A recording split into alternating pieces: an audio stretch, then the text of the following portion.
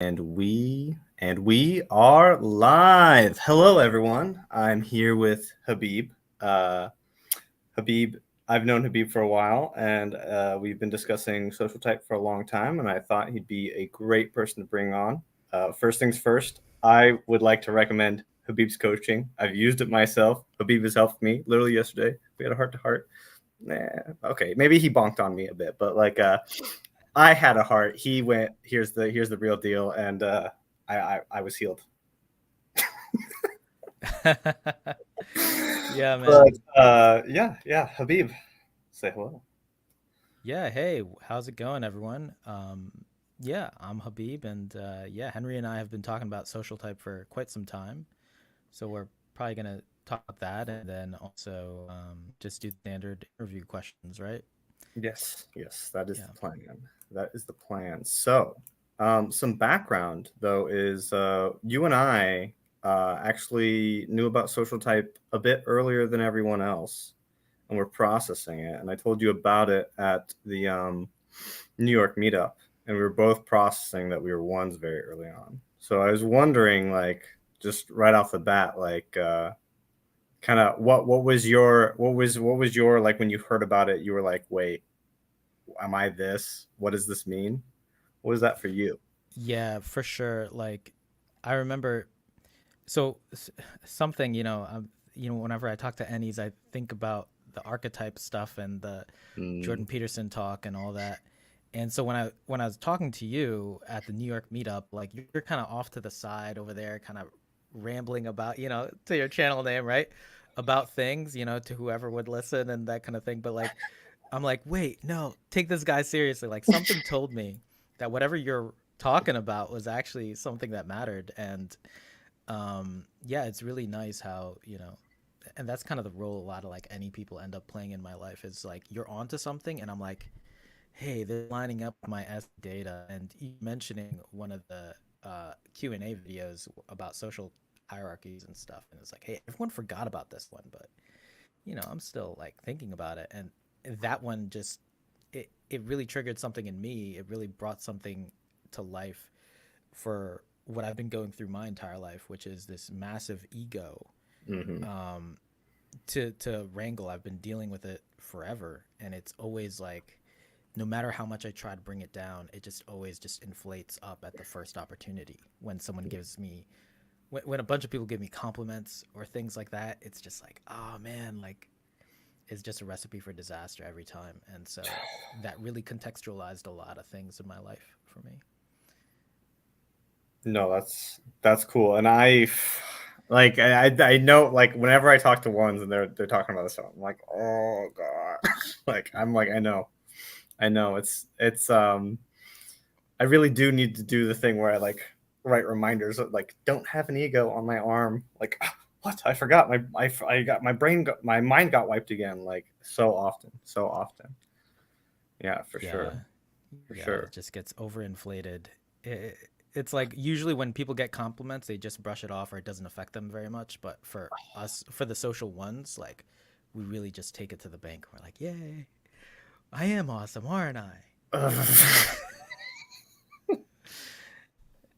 And that just it's sets us up for all the pain. it's there are times where I'm like, I'm normal, aren't I? And then I go back and watch myself. I'm like, wait, what the heck is coming out of my mouth? Like, why do you jump? Why do you leap? Why do you get so grandiose so quickly? It's um it's a hell of a thing to deal with. And I mean, like, for me, when I was told about it, someone who the person like when I was starting to understand it, someone was like, "Oh, we're twos," and I was like, "No, I'm I'm pretty sure I'm a one." And I literally was like I feel like I'm on fire, and this is gonna get me. Which like there were moments of like mourning where I went like, I'm doomed to be unhappy forever is what felt like. Which we're gonna get into, like, how that's like a feeling. It doesn't need to be real, but like, what's in your head that's like your brain is generating for you. I also see that with other ones where sometimes I've seen it myself where it's just like I expect too much, from people. Like I'm like I expect too much. Assume and I expect too much and I expect it to be this certain way and it's I'm like your expectations are too high. Like that's kind of the thing about ones it seems to be is like expectations start building up really high sometimes for how things are going to play out. Whereas the other types are just more chill, you know. Yeah, for sure. Yeah, Yeah. people, the ones are. It's a unique experience. We're gonna have a lot to talk about with that. So did we want to talk about the social type stuff first, or do we want to go into my background or? Let's actually I would like to hear about your background, like the upbringing, the career, where you got like kind of career stuff you went through and where you are now. Yeah. Just Yeah. Just the background stuff on myself. Yeah, so my parents are from Bangladesh, and I grew up, let's just say like lower middle class, something like that. mhm. It's hard to say poor because if you're not really like poor, real poor is like something else. Yeah. But yeah, it's still in the United States. I grew up in New York City, in Astoria, Queens, and it was just a good life. Even though when you're a kid, you don't really know what's going on, and even if you're kind of in a rough situation, like you just make the most of it as best you can. And so yeah, my parents worked very hard, and they both worked a lot, but they also made time for family and to take care of me and stuff. And I have two brothers, two older brothers. But yeah, because we had like such let's just say like financial problems, that kind of thing. Like I grew up when I was looking for like a career or university, I tried to go to something that made money rather than something I loved. So doing something I wanted was out of the question. Mhm. It's more like what am I good at and what can I make money with? And so I went into engineering. But at the very least, I wanted to go to a school that had more than, let's say, 20% women, as opposed to, because all the engineering schools are like all dudes, basically. It's like an all boys school, all the engineering schools, Yeah. and it still is the case because I ended up going to Boston University and the engineering places were still like all dudes. Mhm. Um, but what happened is, yeah, I ended up meeting my wife there, and we've been together for like 9 years. But just to get into like the education part is like I was undecided in engineering, and then eventually I saw the shiny computers, and that part of the building was nicer than the mechanical engineering side. And so I was like, I'll go over there. And it's so Mhm. funny how like the SF kind of led me to, whatever I chose to NT on, and whatever I choose to like learn about. And yeah, software engineering is was my first job, and my first job I made more money than my dad would make in a year. Like right out of college at age 21, you're making more money than your dad. It's a lot. It's kind of, An accomplishment. especially myself having like this tribe above self. It's like Mhm. a hell of a thing to process. Is like, wait, how am I more fi valuable than my dad? And it's not true. Obviously, money is just a thing. But Mhm. to the people who are just growing up, without money, it is a lot. It's not much to people who have it, but it's everything to people who don't. I definitely resonate with those types of quotes. But since I've been like financially secure since 21, it was very good for me to like be able to make choices based on what I wanted after that. So that became like kind of a foundation. I could Mm. always fall back on software engineering. That was in Boston, so I was already away from family, so I could get some independence there. Mhm. I was four or 5 hours away from family, and I never moved back with my parents. Whereas my brothers always did move back to their parents Mhm. to like have a kind of home base kind of thing. So for me, this is where I see my number one drive is like I always needed to be independent, responsible, making money. Don't rely on anyone, which is something my dad taught me. He might be a social three or something, Mhm. um, but there's still like an independent streak of like but yeah, it was really nice for me to be able to take care of myself since that time. Since 21, I've not needed any money or anything from my parents. But as we kind of get into and as I've been going to therapy about stuff, it's interesting because I still want love. The number four stuff, like family still matters, even if Yeah. it's not financial. And so since 21, I ended up staying in Boston for a few more years. And then I moved to California for 5 years.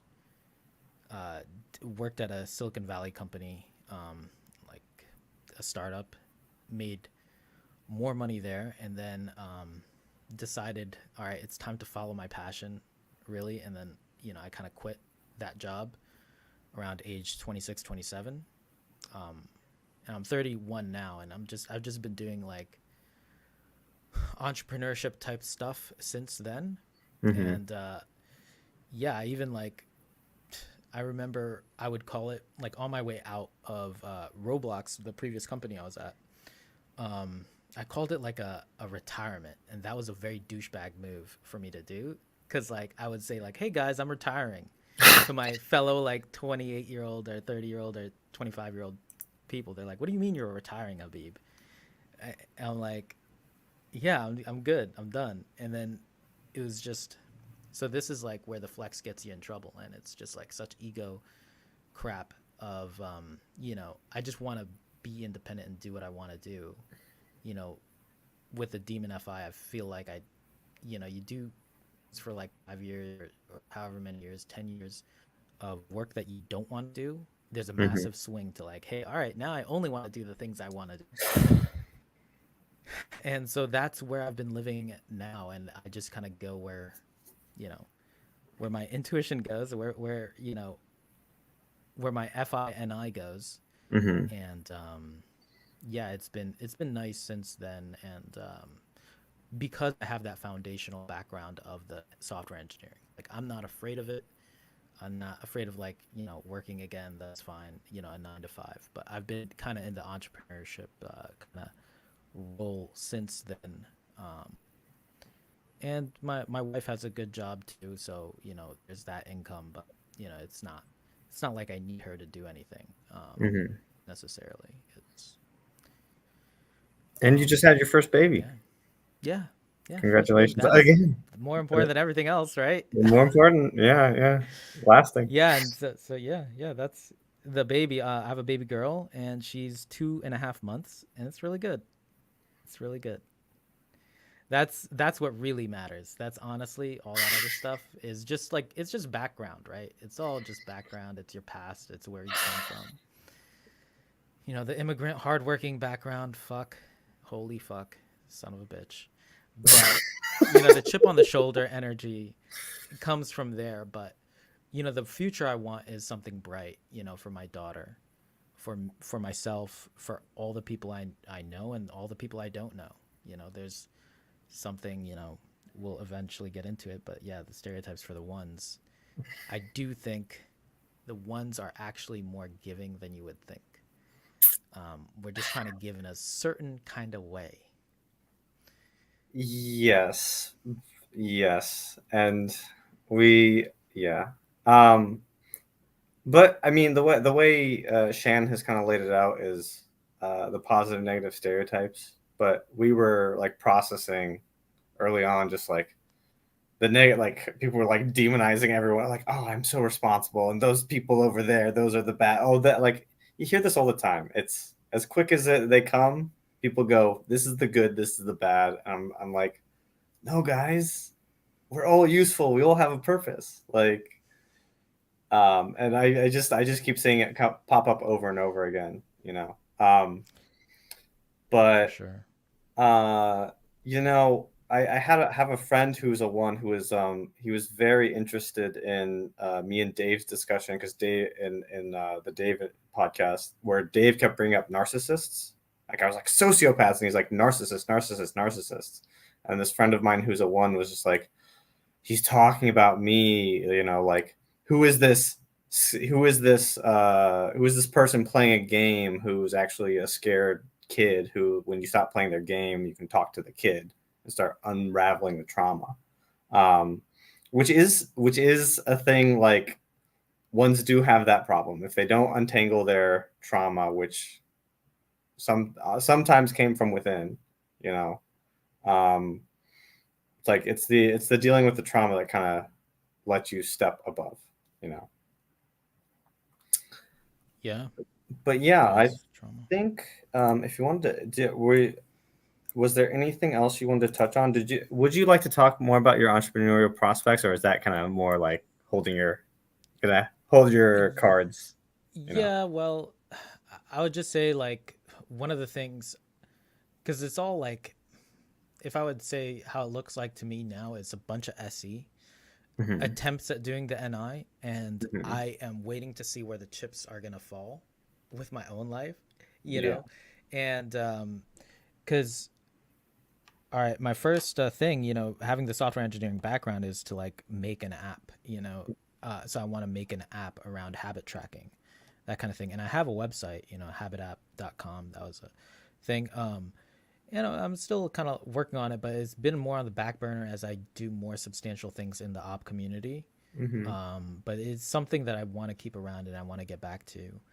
Um, and that's where, that, so that's like one of the first ideas that I came out of my last, job. Like that's what I wanted to work on, is because habits were so hard for me to manage while I was working. Is like, hey, I want to do all these other things. Like you're even going through that now. Is like, hey, I want to do this, this, this, and this. It's Yeah. like, okay, how can I manage 30 minutes a day on this?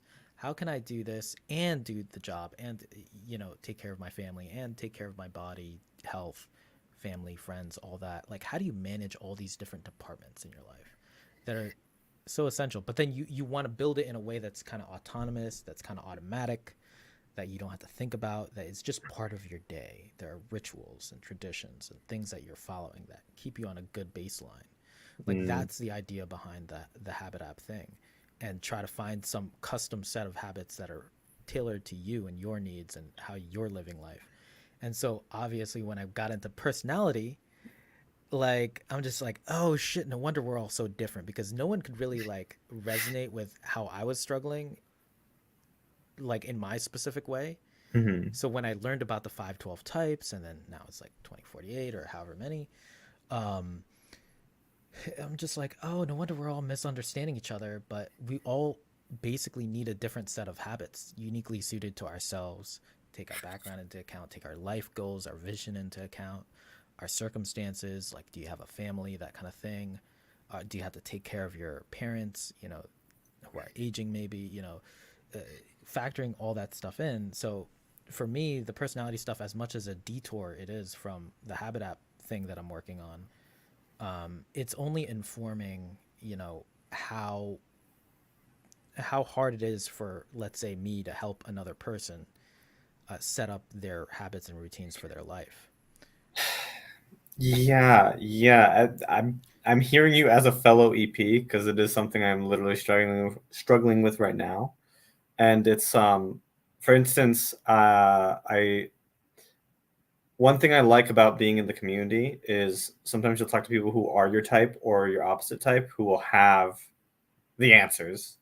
So one was I'm using this app called Notion that both Billy and Anna, Anna, uh, T TESI play last visual. Yeah, I'm saying it all wrong, but Anna, um, Yeah. the graphic arts designer or UI designer. They were both like, oh yeah, I organize all my stuff in this, and Billy was saying, oh, it's good to do something where it's like if you got a habit and you can't do it for a few weeks, you have to set a reminder. But what I want to get past the point is I'm like the an app where I can put everything. Like I noticed that actually is stopping stuff in my life because my shit's not organized, and I start opening up my old notebooks and everything's half taken notes, and I'm just like, fuck, this is what's been going on forever. Apps do help, but like as an EP, it's like I also have to figure out. I'm like, how do I organize this? How do I organize this? It's nice to have things that help you structure it, but it's like my brain's just going like that all the time. So, Yeah. And we all have different capacities for the OI. Like anyone who's not an EP is going to have a better shot at doing the organize. Like, mhm. and so for them, it's obvious. And it's like, hey, Habib, don't waste your time telling me that. Like, I fucking know. And I'm like, okay, like, unless I'm talking to another EP, they don't get the habit app thing. Like, the EPs get it the most because it's one of our biggest struggles. Like, I was talking Yeah. to some ENFPs in Netherlands at a meetup at some point, and they're both like kind of both ENFPs and NEFI and an NETE, both struggling with habits and like managing their shit.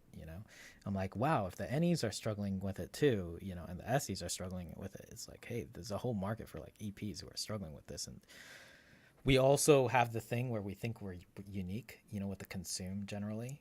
And so it's like, hey, you don't know. And like we go to an app and we have such high standards also that there's always some customization that we want to do, or some like we feel unique. Like there's something that's just like, okay, I'm going to use this Notion template or something. But then it's Hmm. like, hey, it doesn't fit this part of my life or this thing, or there's some exception. Yourself with the sleep, it might be a little easier for you to like fit things in a box, but definitely for us like skibbies, it's like fucking hard for us. But anyway, the EP struggle, it is something. But the other types definitely struggle with it too. Like as you mentioned, Anna, she's an EJ, she's using it, and for them it's a more calm conversation. It's a more like, yeah, I use this app, it's fine, it's great. Um yeah, it's a different, there's a different level of, it's more non-drama.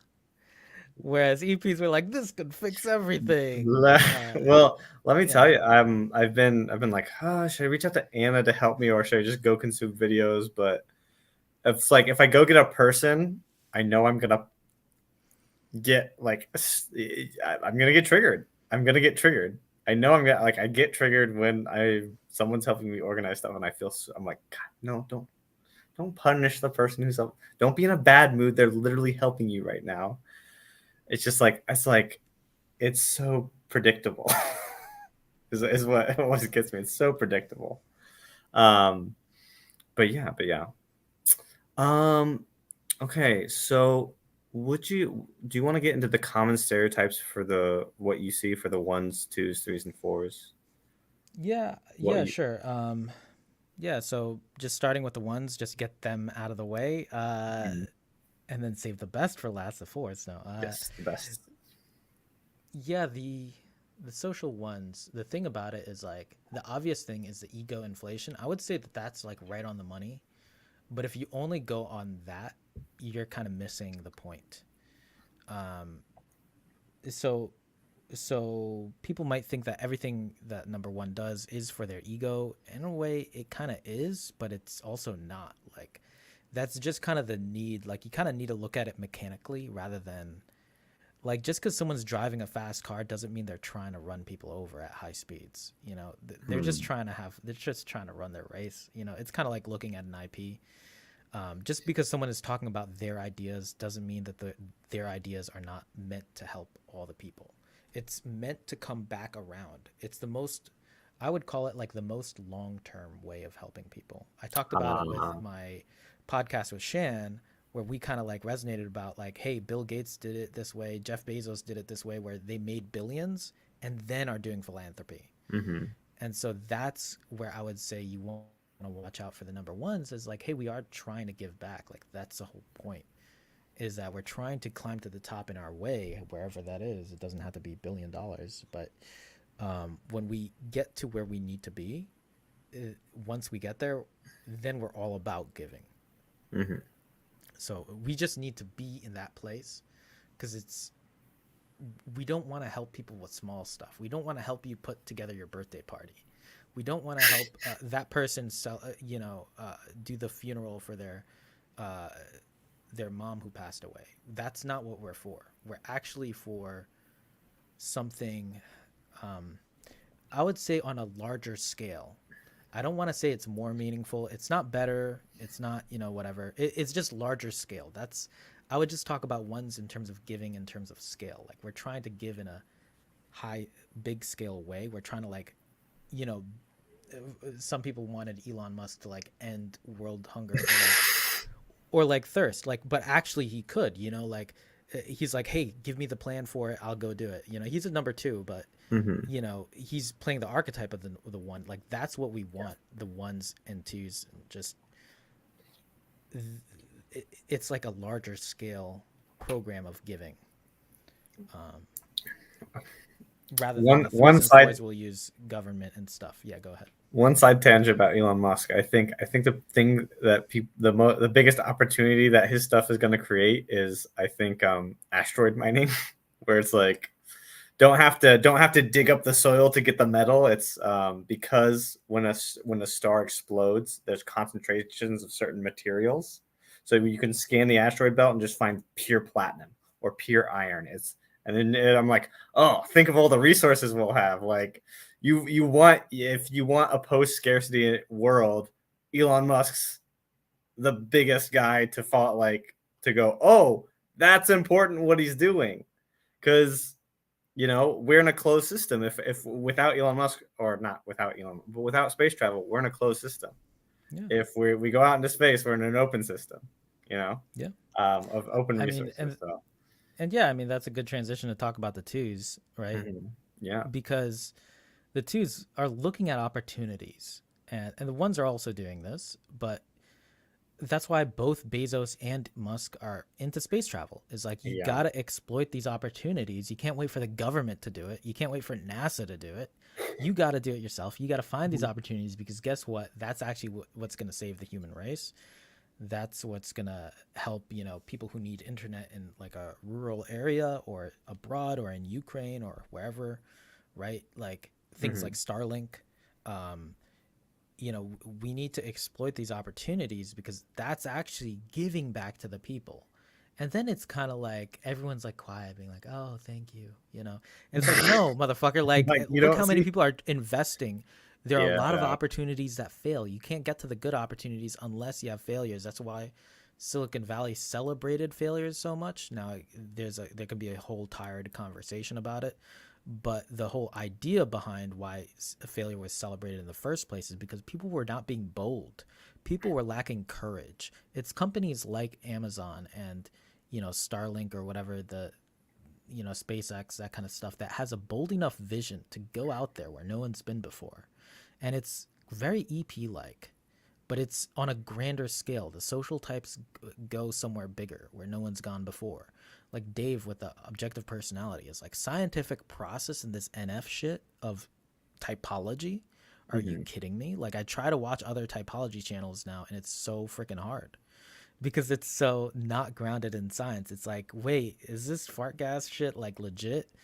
Like I'll hear the smartest people like an NTP talking about typology and I'm like, yo, you're just talking out of your ass. Where's the science? Like it doesn't. But then you have someone like Dave who's like actually like bringing things, like going to the next frontier of Hmm. typology where you're actually proving out a method. You're creating a method. Like whether you believe Dave and Shan are doing everything properly or not, the fact at the end of the day is that there is a process to follow where you yourself can get objective results, or more objective than some subjective test, than some subjective fart guess. Hmm. Someone just guessing your type. Oh, you might be an ENTJ. It's like, all right, how do I believe you, right? And but that's, anyway, what I'm saying is the social twos, they're going to the next frontier of all the things to actually help things move forward in a way that other people are kind of lacking courage or lacking boldness. It's courage is a that's kind of putting a negative charge to it, but it's like a bold plan for society, putting that forward. That's what the responsibility thing is doing.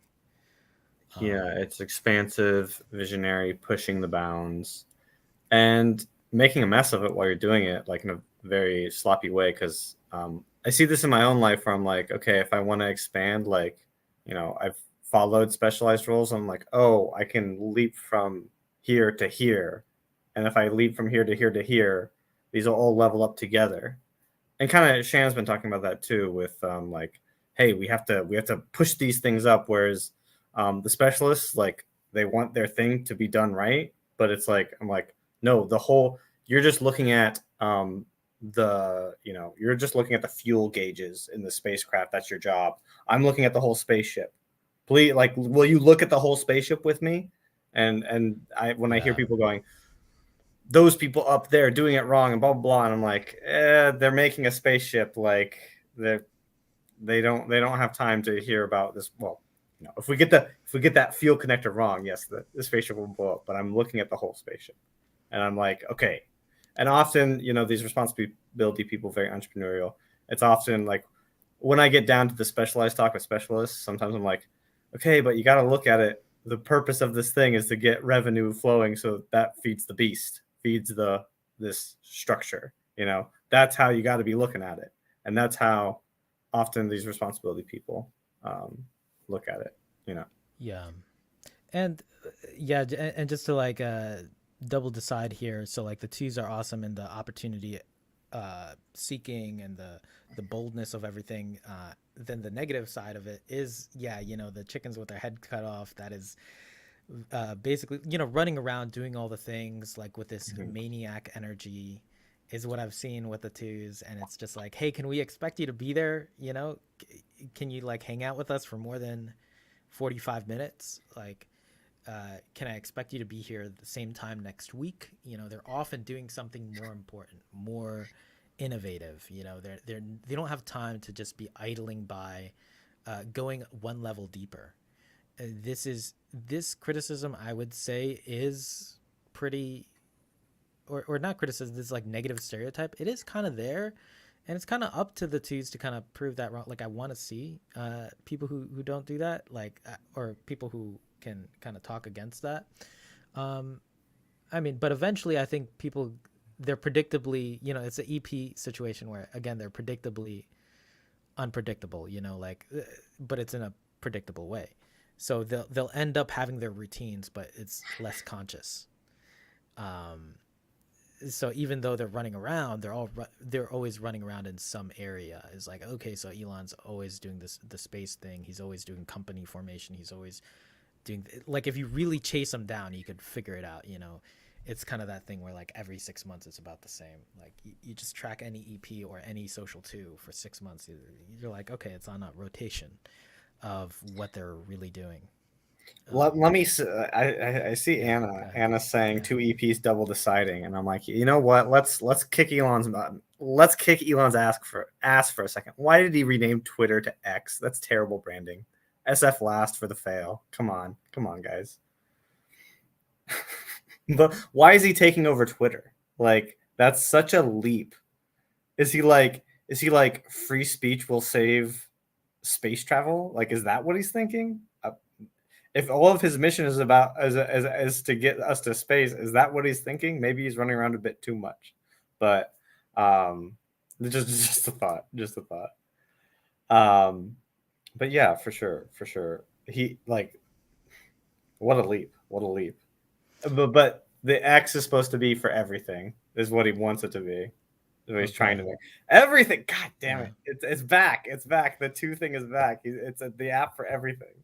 Is what his plans are for X. It's terrible branding. And that's a good transition to why we need the social threes Yeah. because holy shit, you can't ever do everything in one. The all Yeah. in one doesn't work. It just doesn't. You miss out on quality. You miss out on even branding. You miss out. One of the things about social media is that people are now trusting people and individual brands. It's like, hey, Yeah. don't give me an aggregation of a bunch of crap that some algorithm has determined is interesting to me. Is like, fuck you. You think this is interesting to me? Like, let me decide. Let me decide which person I trust or which platform or which topic I'm interested in. Like, um, the the social two-ization of everything, that making everything like into one is just not working out for people um, in a deep way. It works out in the broad way. It's like whenever you Google search, you find like half of your answer. When you do a Google search or you search on social media for something, you'll find half an answer. You won't ever get the full thing. It's like, all right, I see this product recommendations, but where's the science? Where's the thing? Where's the innovation? What's the cool feature? Like there's always something. It always leaves you wanting more.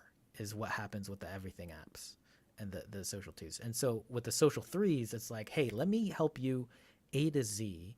You called me. It's my job to help you all the way through.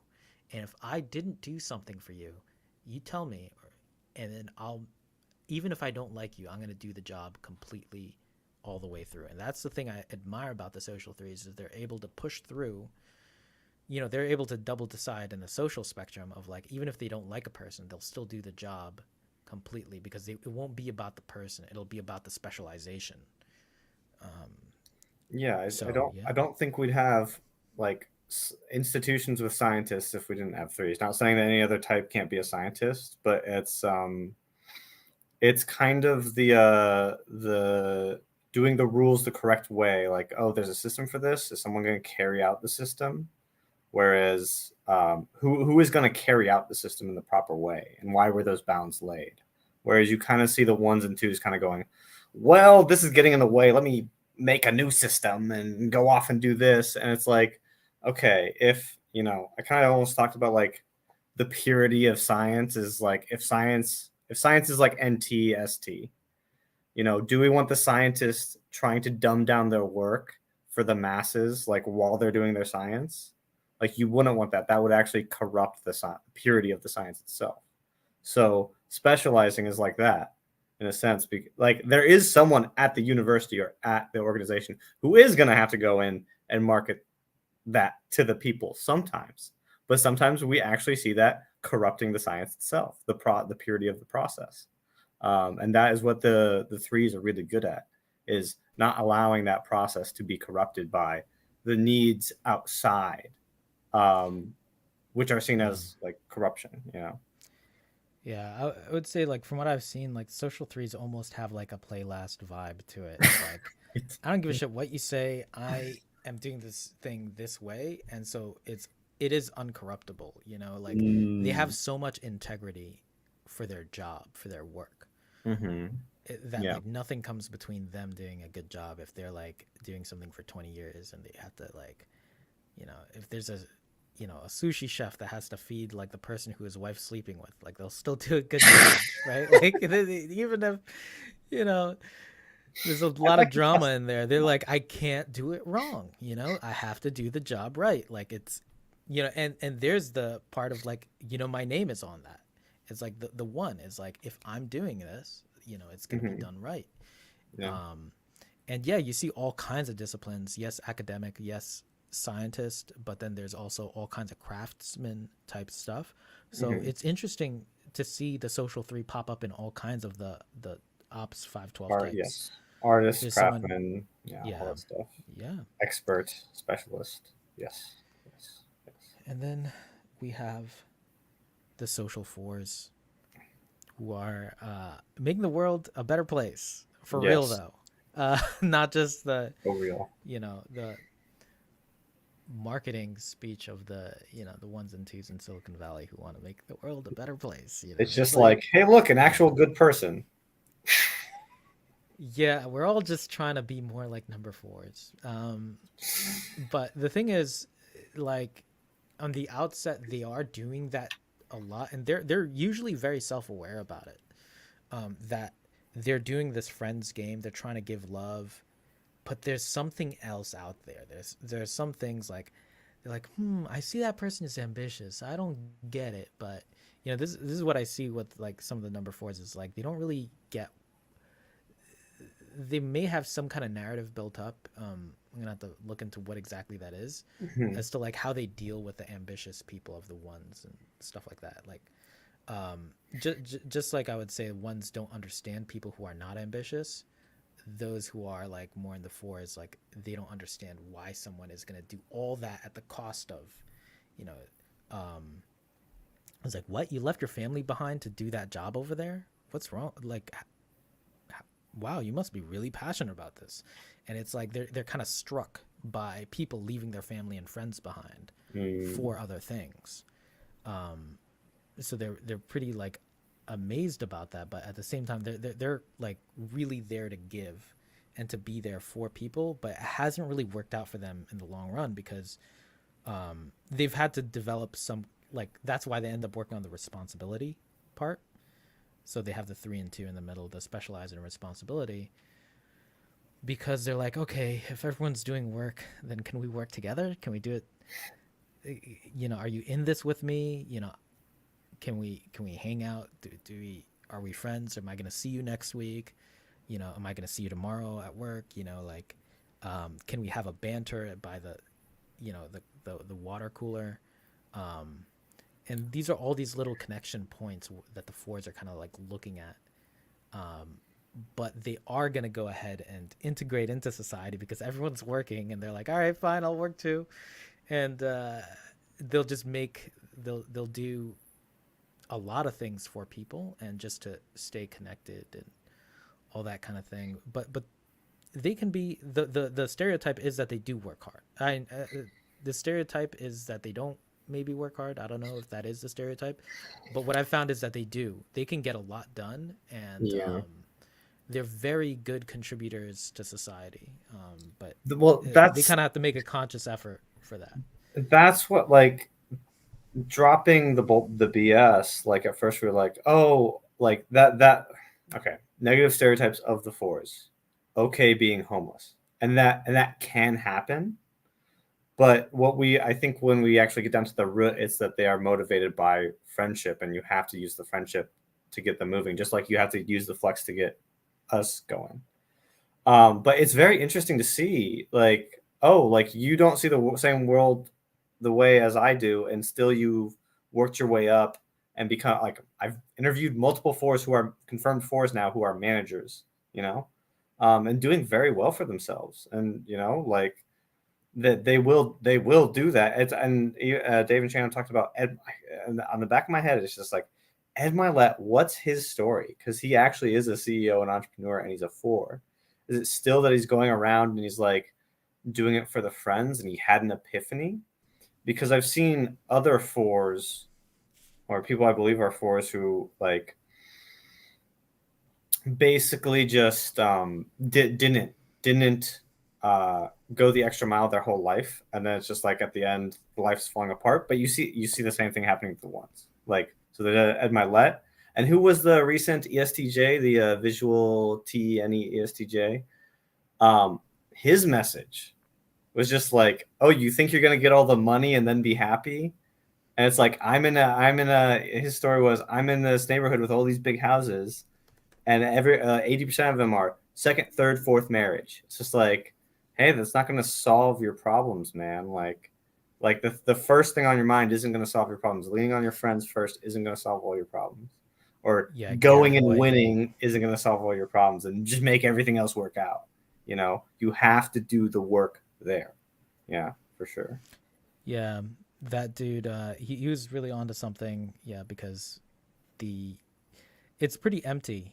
It can feel really empty when you do get what you want, and, and all that. When you do climb to the top of the mountain, that kind of thing, or you do get all the money, or you get the nice house and everything. And the forests know that all along. They're just like, why are Yeah, you they guys doing all this? Like, they what have the hell is that, wrong with everyone? Like, That's what Dave said. He said everyone on their deathbed said, "I wish I spent more time with family." Garrett White, and chimes in. Garrett White. Um, there you go. yes. Yeah, But yeah, he said everyone says that on their deathbed, and the fours are downloaded with the correct story of actually care about your friends and family, whereas the rest of us are we are the incorrect ones. We need the computer chip to become fours. Like install the yeah. install the chip in my head, Elon Musk.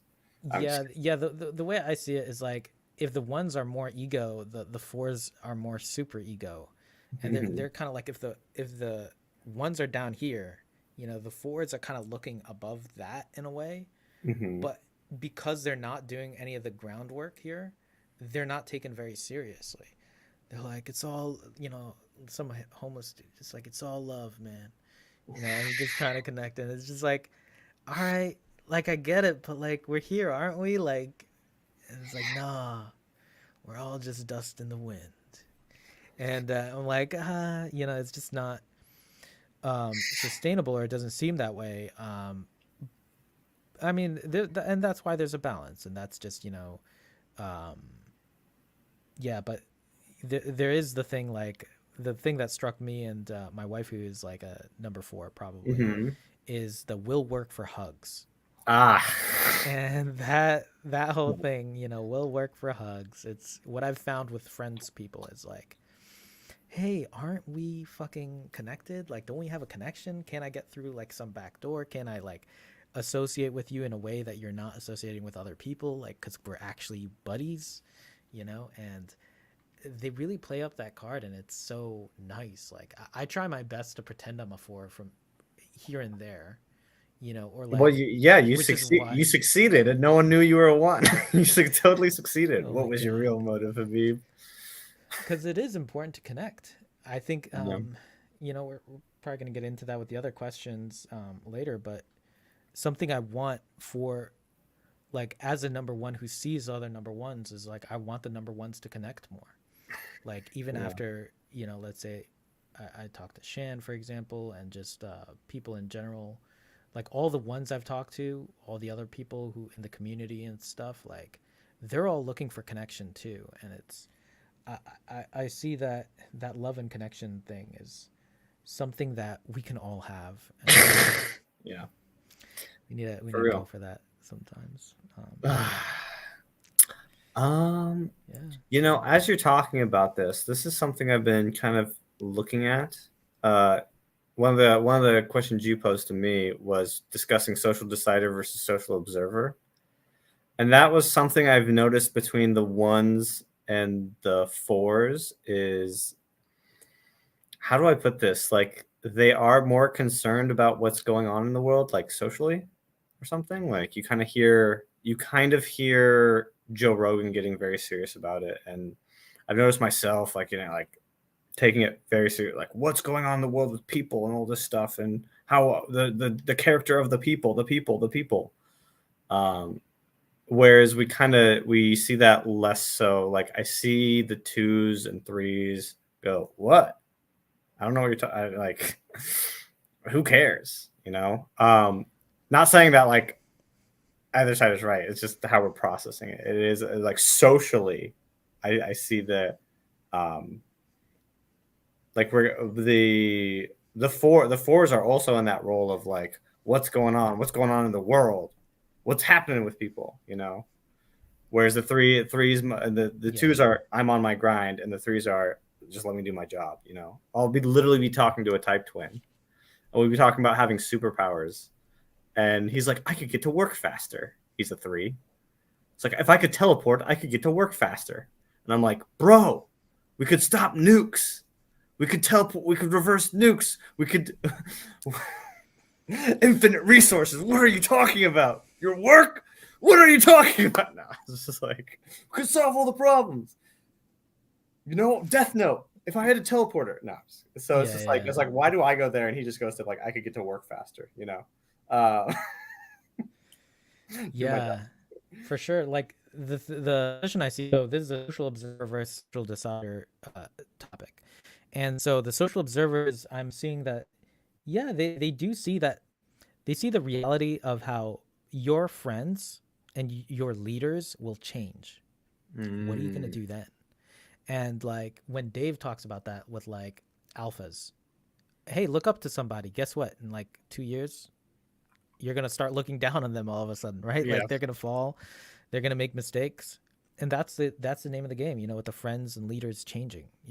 Who you look up to, and then also who you're connected with. That stuff changes, right? There are people who go in and out of your life, um, and maybe a friend moves away and you lose touch, and it's like, hey, that's okay. Or maybe it's you know or maybe just the relationships evolve, and that's something that the twos and threes have a easier time accepting. um I have noticed that. I have noticed that. yeah, That I was like, why I was literally unable to process, like, this person I'm really, multiple times, person I'm really close to, we're growing apart, and the threes are like, it happens. I'm like, what?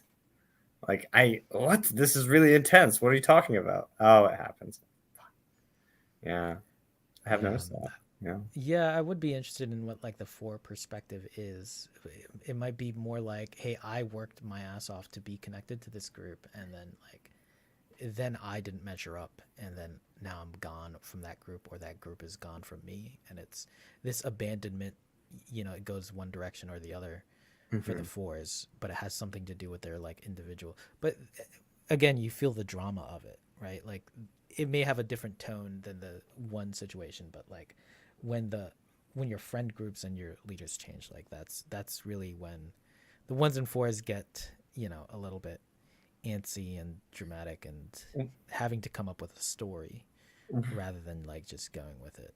Well, talking to Guy, like really in depth, is that he literally was like to one of his employees, like, "We're friends, right?" And the person was like, "No, we're not friends." He's like, "Ow!" Like it's like that quick. Like it's that quick. Like literally friends with everyone. And if you're not friends with me, if you don't see me as that, I'm like, it's just like, huh? And like it's very quick connection. It's very quick, and it still hurts a lot. Yeah, as you gave me Yeah. that example. Yeah. Yeah, it's a little bit of this kind of golden retriever vibes, but at the same time, it's like I don't want to say that in like any kind of other way, but like it's very nice. Like it's when you look at the fours, and they do seem to have it right, but it's just people are doing all kinds of things, and it's just Well, that it's like friendship Dale isn't even for Carnegie's How to everyone. Win Friends and Influence People. He Yeah, literally gives a metaphor about like the most beloved creature who has friends everywhere. This is the golden retriever, or like the dog.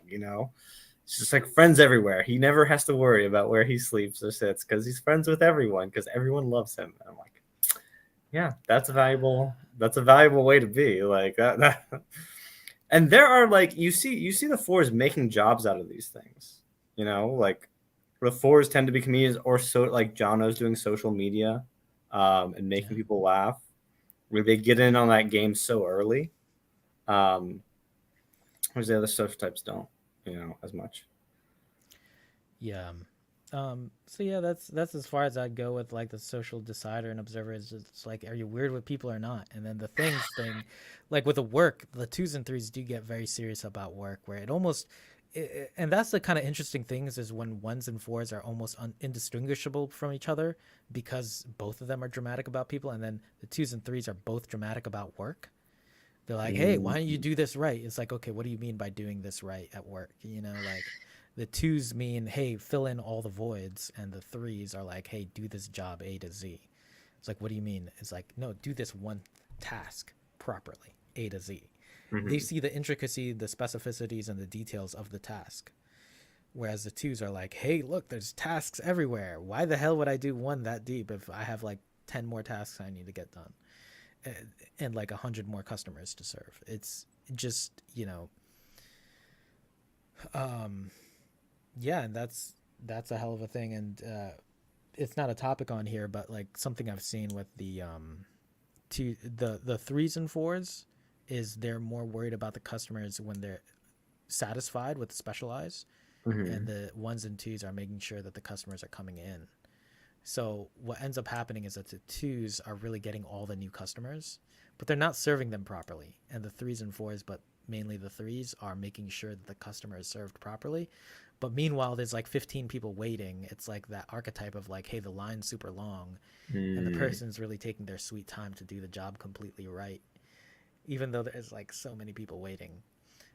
But that's a specialization, and that's how you're able to like kind of hold the fort Mm-hmm. in terms in the workplace because you're taking care of the quality of the job, um, and it's on you to like tell the customers, hey, it's going to be this much wait time, hey, it's going to be an hour's wait, are you okay with that? And it's because like we want to do this right. If you want a quality job, you wait an hour or you come back or you come a different day, because we only do quality here, Well, and I've seen cool that's a systems set specialized up where it's like take a number, we'll phone you when we're ready. yeah. You get in line, go get a coffee. You know. Yeah, that's some social double observing there. It's like twos and threes, like serve all the customers and they get quality, right? That's a Hmm. beautiful system. That's yeah. So yeah, there's some other topics here like the introversion, extroversion, and social types. Mm-hmm. So that one's like the flex versus friends coin, but looked at from a different lens of, let's just say, introversion, extroversion socially. Well, it seems to be what is required of you, um, because everything Dave and Shannon have kind of said of it is that one lines most up with sleep, last play, 2 lines up most with consume, play, blast. Um, 3 seems to line up with blast, sleep, consume, and 4 lines up with play, consume, sleep, blast, last. And like each of those voids. Um, so it's like like Dave said to me, he's like, yeah, it's hard to be a mope and a 1. Like that's incongruent. Like you should have energy to go fight. Um, like that's a rough thing. Uh, but yeah, that's kind of like it's like you're being called when you're a 1, you're being called to be the blaster. You're being called to teach the people, you know, to instruct the people, to organize the people, because being on top is what kind of how I see it. I don't think it's just flex versus friends though. Socially, it's just more friendly. We ones will be like more like this a bit with people, but you'll also notice there's a very strong pattern of ones who just want to control the room. Like I want to be the one setting what we are talking about. You see ones also taking command of that as well, but I guess it can kind of be in swings because you're not connecting. But what's your take on it? That's my take. No, it's definitely it. Yeah, the ones being the sleep blast play or yeah, I don't know if it's sleep blast play or sleep blast consume. I think Steve Jobs, for example, was like a very good, him being a play last, sleep blast consume person. I think that fit really well. But I do Mm-hmm. see the blasting part of it, or at least it comes off that way, where it is your narrative you're getting across. You're kind of controlling the narrative as the 1, and the 3s are probably controlling the narrative at work, um, controlling the work process, and like, hey, it Mm-hmm. has to be done this way, Mm-hmm. um, and they have opinions there. Um, it's because in order to have an opinion, it is necessarily introverted. It's very much not looking at the outside. It's not taking in other people's perspectives. The ones don't want to hear about your vision. They want to move their vision forward. Uh, yeah. Well, unless our visions align, if I can learn, Unless they align. if Unless I they, can yeah. snipe some stuff from your vision, that can help me out. Yeah, but you see, you've kind of Like, worked it in. You've worked it in. It's like, hey, how do I win at the game of being a 1? Is like you do when you're trying to listen. You're like, okay, I do this because this helps my podcast thing. This helps my YouTube channel. This helps my master plan. Okay, all right, let me be listening now. But there's all those calculations that the ones have to do in order to just fucking be a person. ugh, A ugh. connecting person. Um, but the 3s, yeah, they're doing all that calculation for, how do I make sure we do quality? How do I make sure these people who are just running around doing things like they understand how much time it takes to do things properly, do things right, make sure that, if my name's going to be on it, if people find out I work here, that it's not like some shit mess of a thing. Like, what, you designed that, you created this? I thought you were good at your job. This place sucks, and it's like they're like, no. Yeah, it's but it takes a lot of, because we have to stand up for the 3s having to stand up for the OI process of the work, and the ones have to stand up for their vision. It's like, Habib, your vision is what, like fucking helping people with their habits or something. Like, can you Mhm. stand by that? Can you, like, why is that important? Like, defend yourself. And the other ones will be like, all right, it doesn't matter, it's fine. But the ones have to kind of like stand by the vision. It's like, hey, no, this is important because blah blah blah. And yeah, so in order to do all that like introverted stuff, it takes all that really like retreating energy, this withdrawn energy. um Whereas the 2s and 4s, the 2s are super extroverted. That one you barely even have to talk about, because Yeah, you know that on yeah. one hand they're looking at new opportunities, and on the other hand they're using all the network and connections they have. Whereas the 4s, they are kind of adhering to whatever work process is in place with the specialized, but with the extroverted friends thing, they're really kind of they're willing to drop what they're doing to connect. They're willing to do something for that connection. And it's a little tricky there because they have that specialized second and they can come off very introverted at work still, the number Hmm. fours. Yeah, But I've seen that. when it comes to but they're still like down to hang out with the people. They're still down to connect, and they'll message you, and they're not, they're willing to spend quality time with you generally if they like you. Um, but also, and just to say that something about the Fords is they can be picky about their friends. They can have a very sophisticated understanding of what a good friend is, Hmm. what a good connection is. Like you do want the approval of a number four. That's another thing I'm seeing is because the number fours really know people. Like they know I've they're zoomed. like, all right, Habib is doing this motive shit. Like, why are you promoting your own stuff or something? Like, all right, I guess that's all right. That's the price I have to pay to connect. All right, that's fine. But just know you're kind of paying your points there. And yeah, but yeah, the twos and fours definitely feel a lot extroverted just because they're connecting, and the twos, also on the responsibility. It's just like it's a lot of extroverted energy there.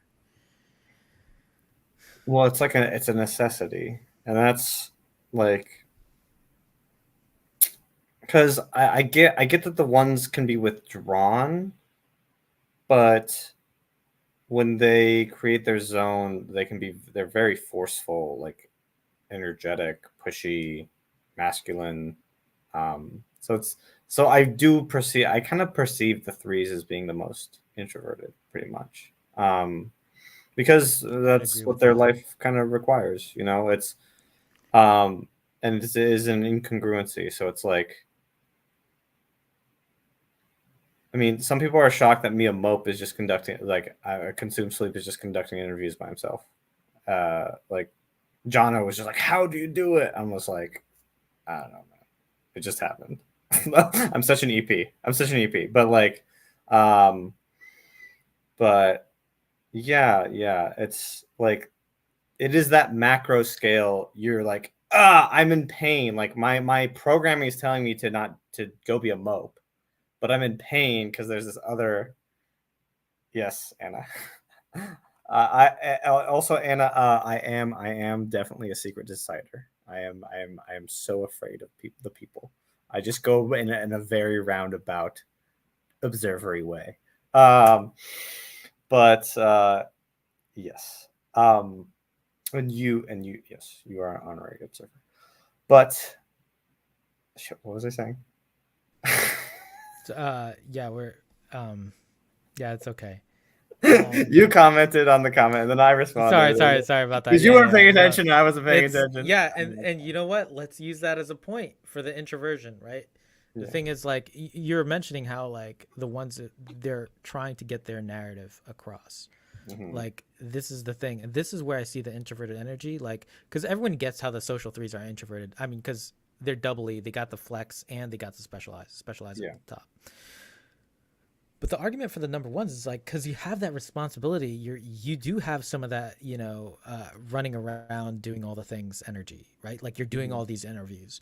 But at the end of the day, like one of the first feedbacks you got was like, Henry, you're talking too much about yourself during Yep. these interviews, right? Yep. And so you adjusted, but that was a long and painful adjustment, or like not that long, okay, but it took you more than one interview to Yeah. adjust, right? It took you more than one. It took you a few. I don't know how many would you say? Well, it was pretty much. Didn't get any feedback, and then I interviewed Gray, and Gray gave me feedback, and then my next were Kiernan and um, Avery, and people were like, "Oh, Okay, wow, that was a big improvement." So, so you just need the feedback.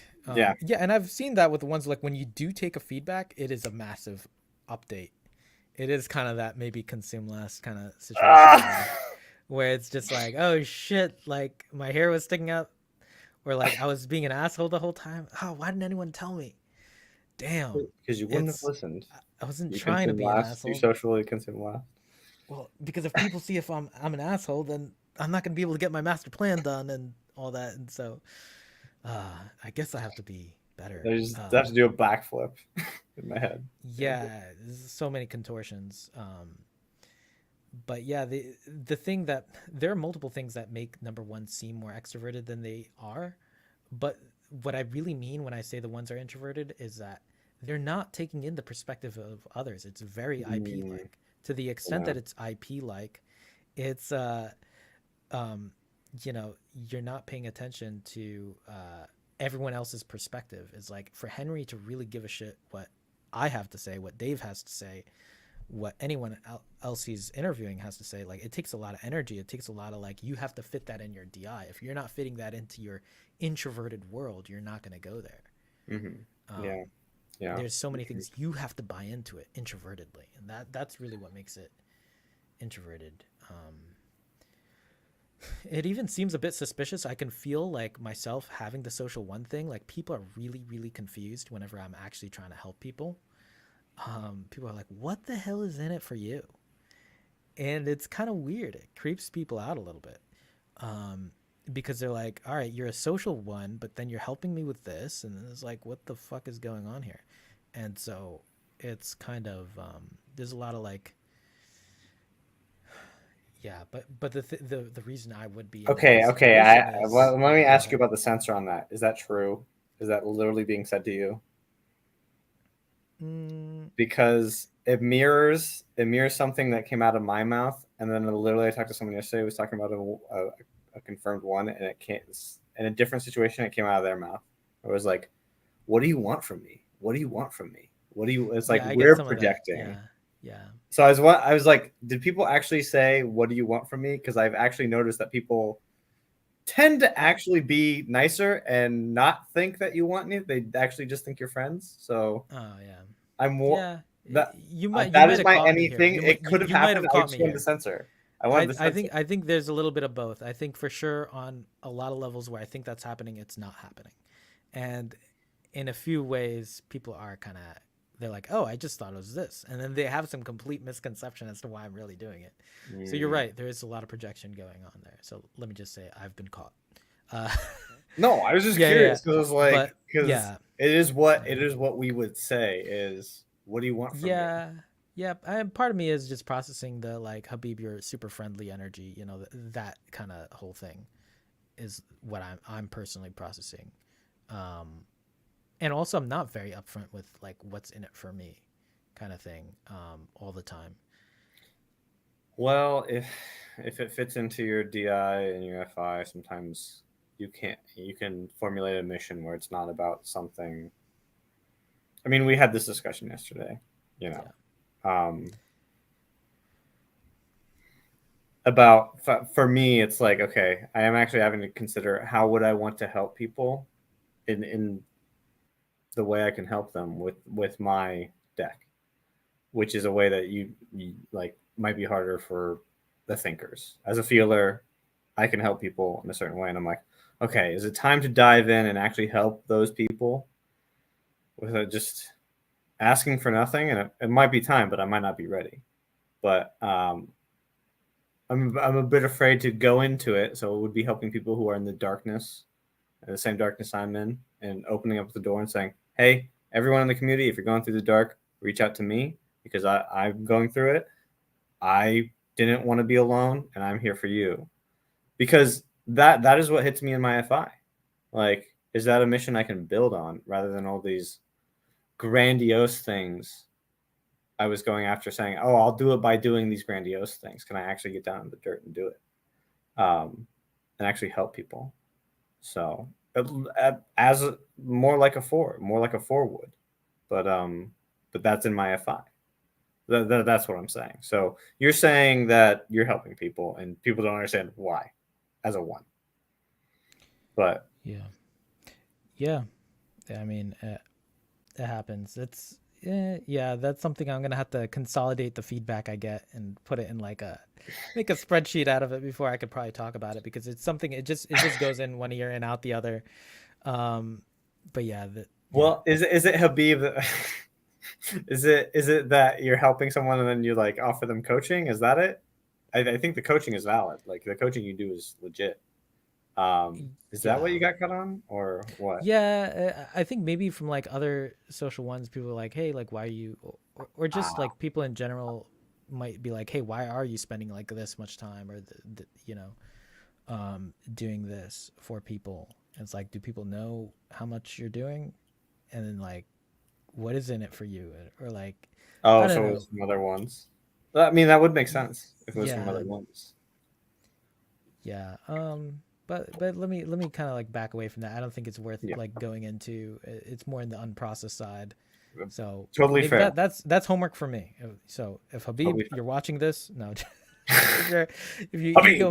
Get your egomaniac, ass you're on the watching couch. yourself. Process What are it. you doing? Sleep process it. This is Habib from the past questioning you. My So, God. I do want to make a comment on the thumbnail. Yeah. One joke is I noticed Habib is not offering us little red pills. Habib is offering us suppositories. Oh yeah. What do you mean by that? You Oh know what I boy. mean? Did you see the thumbnail? Oh God. It's Yeah, that was it's a with joke. That was a joke. That's what those pills were. the Okay. Where suppositories. That's how big the red pill is that Habib's going to offer you. where the hell's You my got goddamn? Anyway, right. whatever. Yeah. Let me see. Okay. Yeah. Here. God damn it. Oh my god! I had to make that joke. I was like, I know the AI spit out with it with the big pills, and I was just like, good enough. It's like, oh yeah, Habib is offering suppositories for sure. Yeah, I mean, the thing I would say, like, I see what you're trying to do. You're trying to be there for people in the darkness. So this is what I'm actually trying to do in my coaching is actually see where are you individually? Like this is one good thing about the flex. There are probably other good things. Well, let me just say this is how I use the flex. Is like I want to see the flex in you. And Henry, what I see in you that I cannot do, I cannot replicate, and I see other people cannot replicate is you are able to be there for people in their darkest times. And that's who you want to be. Whether you are that person now, that's up to you. You're really judging yourself on that. Like, can I be there for this person? And, there was a situation, maybe you talked about it publicly or not, but the suicide hotline thing, right?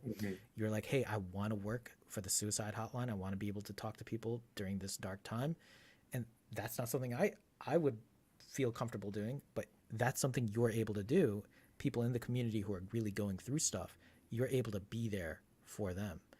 And that's who you want to be. That's your FI. Um, and yeah, I mean, for myself, my own FI, that's, you see, there's like a lot more processing I need to do.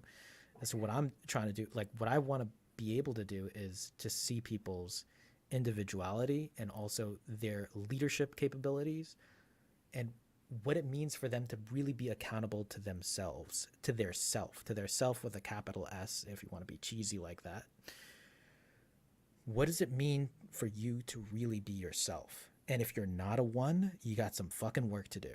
And that's like really where I'm trying to go to with people. Like I think you mentioned yesterday in our call, Habib, you mentioned, like I mentioned earlier, that I want to be the Goggins of OP. Like I want to be. All right, there's a cool line he has about I want to be uncommon among uncommon men.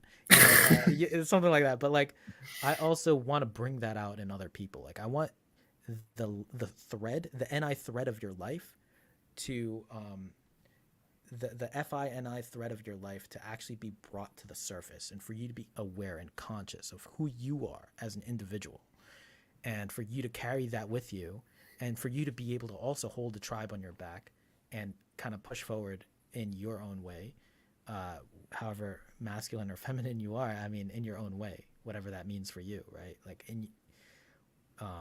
whether it's community, whether it's through work, you know, or if it's writing a book, right? Like, or just being there for your family, but you being a strong presence of who you are as an individual, showing up in this world, not not just the next, not just in the ephemeral, not just in some consciousness space dust way, but actually in reality.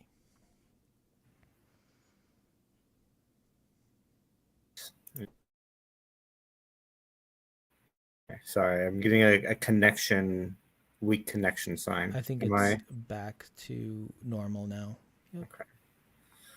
Um, okay, I think I think we should like, yeah, really good stuff. Abundance, like we all have to be that person.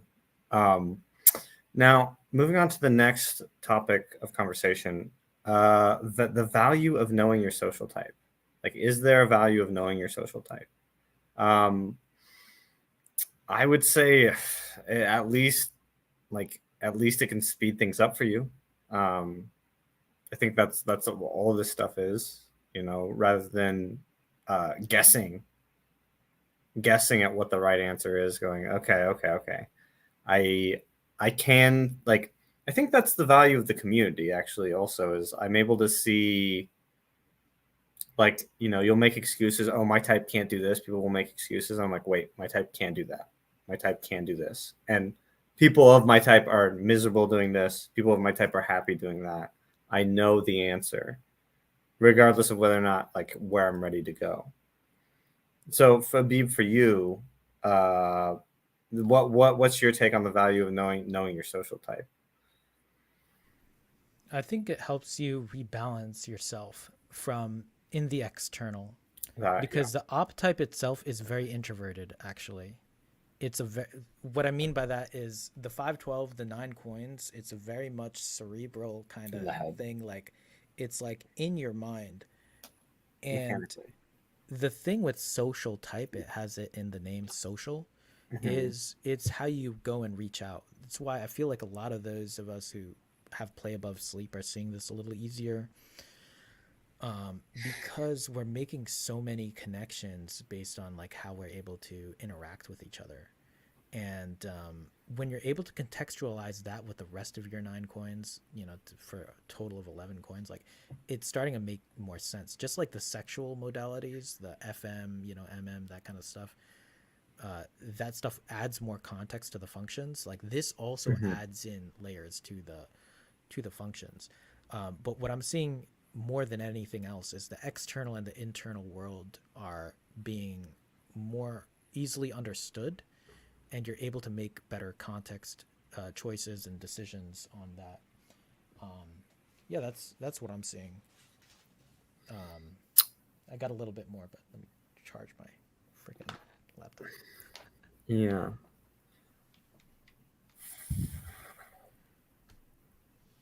So on the next topic, connecting to this, living exactly what you were saying was living outside the archetype of your social type. Um, like I've said this before, knowing that I'm a one and that I'm weak in friends made me go, oh, that's a coin I need. I need I need to get information. I need people around. I need information. I need help. And I need to help others. Um, and if you try and climb your way to the top and don't have anyone who you're helping out, you're gonna what structures will even be there when you've done it alone. There is nothing for anyone else. There is nothing you've given. Um, But living outside the archetype of the social type with the this is not real lens, I feel like that has as basically you put forward the living outside your archetype with the this is not real lens, like that has kind of been helping me from I said at the beginning I felt this doom and gloom. This doom and gloom of oh my god, I want to be the best. What are the chances? Like any what are the chances? What is the probability? I know Pareto distributions. I know most people don't succeed, and it's like knowing it's not real and it's in my head. Like you're catching it in 20 minutes of I'm miserable because of this, and it's like that's not real. That's an expectation. That's not real. Have you gone through kind of the same process, or have you come at it from a different angle? Um, yeah, it's well, the angle. Just speak to the angle that I'm coming at it with is like, as far as the social type goes, and all the op stuff goes, and all these theories about how the mind works, how your Mm-hmm. personality is, and all that stuff. It's very spiritual actually. It's because if you know how it all works, if you know the machinery, if you understand the mechanics of life and all that, like for me in the ST, I'm like, okay, so there is an intuitive explanation for all these things. But then it's like, okay, like what you want to see as beyond all that, like beyond the realness. Is like whenever I learned in math about like imaginary numbers, it's just like, okay, there's more beyond the real, and there's more beyond what we who we are, what we are, and we're all kind of the best you can. Well, one way of grounding yourself in it is, for me, I see myself as like a sheep herder, and Habib is the sheep, and I'm the sheep herder. Like the Okay. real me, like a capital, super capital I. Like I am the sheep herder. Like I'm just managing the social one, double masculine SETE, play, consume, sleep dude, like whose parents are from Bangladesh and he's did software engineering and he wants to be an entrepreneur, that kind of thing. Mhm. He's it's my job to like see him through. Life, reality, the universe, it's about so much more than this dude's life. But let me watch him. Let me watch him like I would as an older brother, as a father, as a friend. Mhm. And that's how I see it more. So part of me, there is like a little bit of this self-hating part where I see myself as a social one, and I'm like, all right, you're a dick, you're a dictator, whatever. Uh, but then when I look outside of it, I'm like, all right, so I got the type, whatever.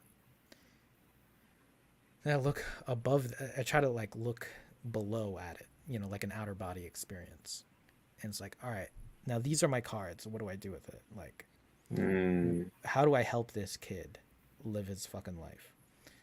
And how do I have this kid like do something before he dies? Because he's gonna die. Mhm. Oh, that's one of your questions. But um,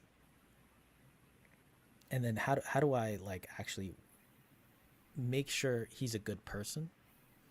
That the people who leave the room and talk about him aren't just talking shit all the time, because like there is something there. And maybe it is okay if he's talking shit. Maybe he just doesn't let that affect him. Maybe there's all these nuanced ways of like how would you as a father watch your son? I am my own son in that way. And yeah, it's just a Habib is different God the way to Father. like see the social like, and you can't like unless you really see it, unless you really can watch yourself from this outer body experience kind of way, like you're not gonna get it. um but yeah, for me that's what it means to like not be real. There's more beyond that, but whatever I just said is the more grounded way. Believe it or not, that's the more Mm. grounded way for me to look at it. Because there are more, I'm double feminine NF, and so are you. Yeah. So there's more like even more outer body astro projection, kind of ways to look at things. But that's as far as I'd be willing to like stick some double masculine ST to, is just like look at myself as a sheep herder, and I'm the sheep. Mm. No, that's good. That's good. You find how long have you had that kind of view of it, or the is the that something problem with completely this, recent? yeah, the problem with this consciousness stuff is that I'll only have it for like a minute a day, if I'm real honest. Like if I'm really honest, plus minus a few minutes or a few seconds, like who knows? Who knows? It's so hit or miss because we go back. Well, for me, I very much am the person who, like, let's say goes back to sleep, forgets everything, and just like, oh shit, it's the world. And it's Hmm. why I think, for example, the number four, even though they have the best mindset for all this stuff, it's not grounded. And for me, like the reason why you're unconscious for all the day is you need to build that grounding layer so that you can survive the 5 minutes of consciousness you have. So when you are in those higher states of understanding, compassion, unconditional love for yourself and others, when you're in that state, you can hold on to it for longer when you have those foundational layers built, and you can take care of yourself and you can take care of others. Yeah. That's solid. That's solid. Okay, so next topic. I'm gonna let you give your pitch on this. The grand vision for each social type. Like, what's your spec? Do you have any speculation on grand vision for each social type? Um, that's a topic you threw to me. Yeah. This one we could probably rush through. If I actually had, I'd like to know what I would say more sleep processed, but grand vision on a social type. For number ones, I think the thing that struck out for me is the benevolent king or benevolent queen. Hmm. This is the person who has their shit figured out. They have their grand vision. They have their scaled project that they're doing, Hmm. right? Like for me, let's say it's helping a bunch of people with their habits, leadership, and accountability or something. That's the thing. It's like he has that figured out, and then all Habib does is goes out and helps people Hmm. live out their potential. That kind of thing. Um, but it's in a very giving way. It's not like Habib's taking advantage of a bunch of people. He's hired a bunch of slaves or something. Like no, that's not the grand vision. The grand vision is you're doing some universal good as a one. That's what I'm seeing. Whether you're king or queen, whatever that ends up being that way, or just a servant. I would say a servant leadership. That's a very big thing for number ones to look into. And just jumping to the fours, I would say that one is the community leader, right? It's very similar to the one where the one has to see themselves as a servant, and the number fours have to see themselves as a leader. Yeah. Yeah. You see, there's a different part of it that's emphasized. It's the discovery part of it. It's the and then when I talk to the fours in interviews, it's like that's what they're discovering in there while they're talking it out. That's what they're discovering as they're talking. Is that I need to discover that I need to be a leader. Whereas exactly what you're saying, 100% true. Yes, Yeah, yes, we need to be able to depend on you, number fours. Like we need you. yeah. Just as much as you're our friend, we need you in a way, in a real way. And Hmm. that's, not just for like a high five and a barbecue, like we need you to lead. That's the grand vision for a number four, is for them to step up, to do the responsibility, to have their friends and network in whatever way they want to accomplish it, but like actually be there for people and lead, even if that requires you to work with all the other like people you're helping to also be in leadership positions. They're kind of like a collaborative, highly collaborative leadership is what it ends up being, Hmm. which is harder for other types to do because they'll all have way more ego wrapped up in it. So the fours can be some of the best leaders in that way, but you have to be on that grind, and you have to, like, especially if you're a four that knows about social types, or whether it's through this or just generally, like that's gonna help you a lot because you'll know how to maneuver around, and get your people served because the people are depending on you. And that can be scary for a four without the flex. Is like, what, I'm necessary? Like, I'm the one who needs to do this? Like, you're all I'm the guy. relying on me? Yeah. Yeah, you're the So, guy. So, gotta be that guy. you gotta be that guy.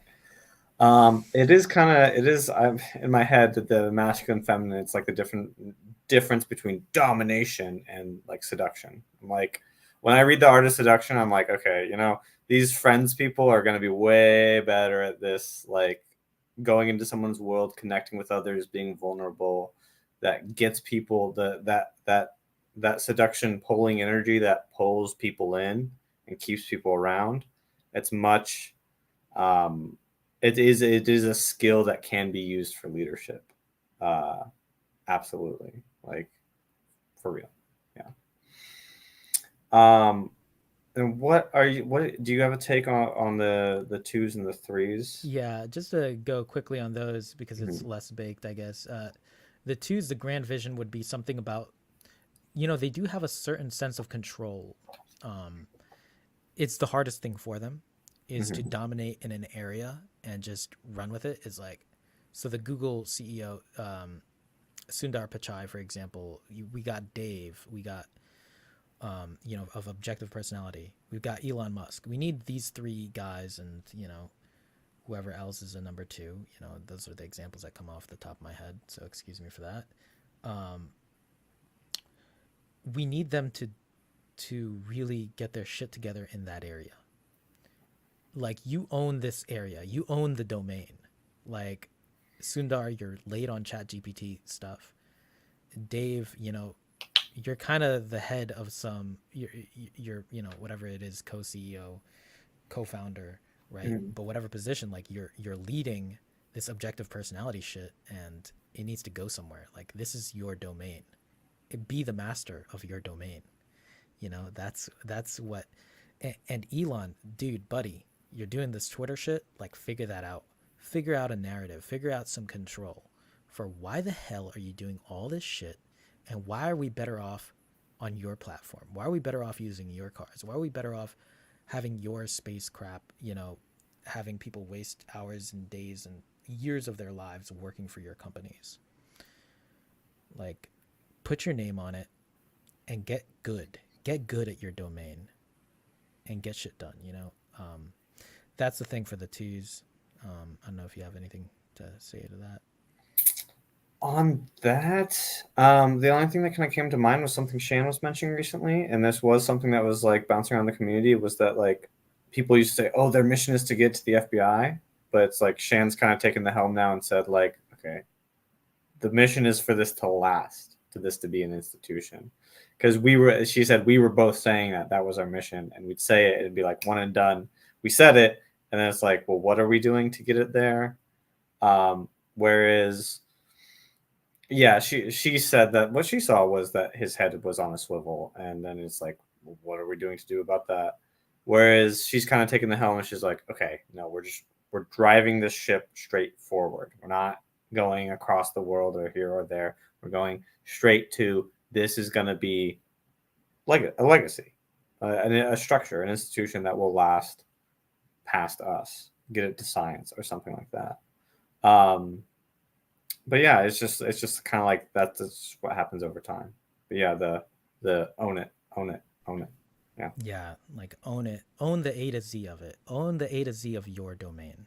That's yeah. I would reduce it to the NI of master. Be the master of your domain. That's what I'd say to the number yeah, twos. And yeah, so the number threes is like, oh man, get out there.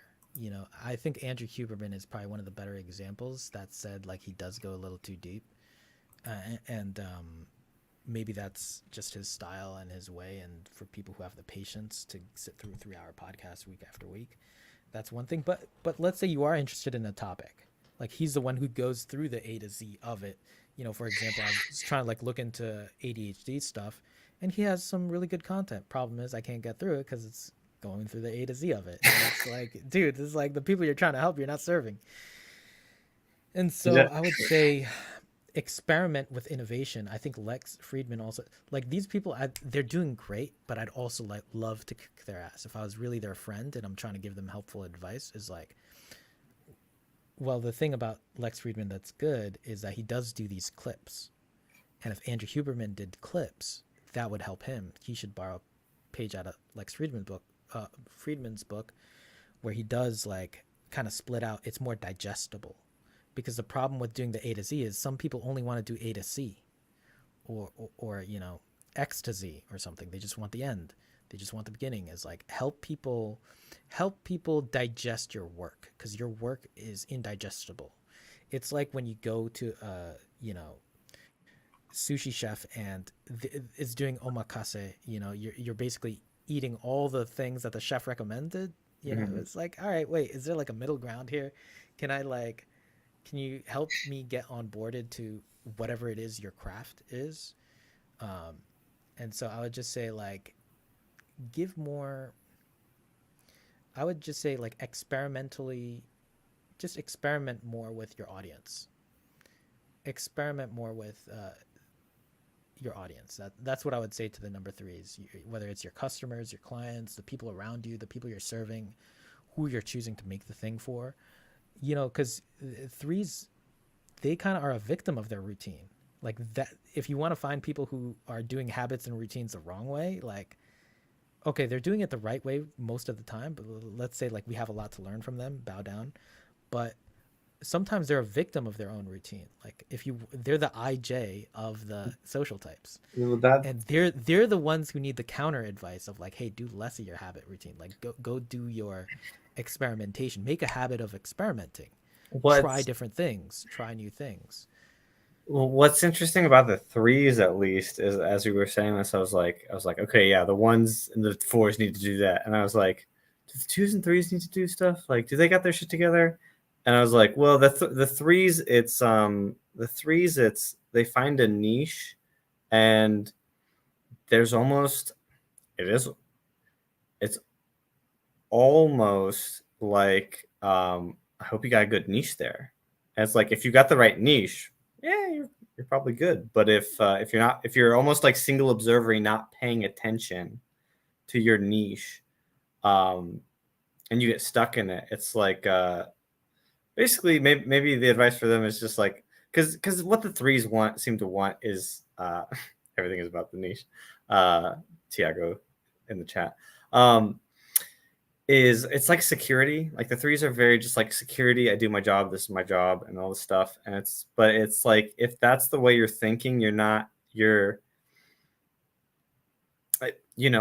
maybe you get born in a 50-year period where that job is just the exactly paying you the right amount and doesn't change. But who knows? Are you versatile enough? But that's not something most people are gonna do until that tidal wave hits.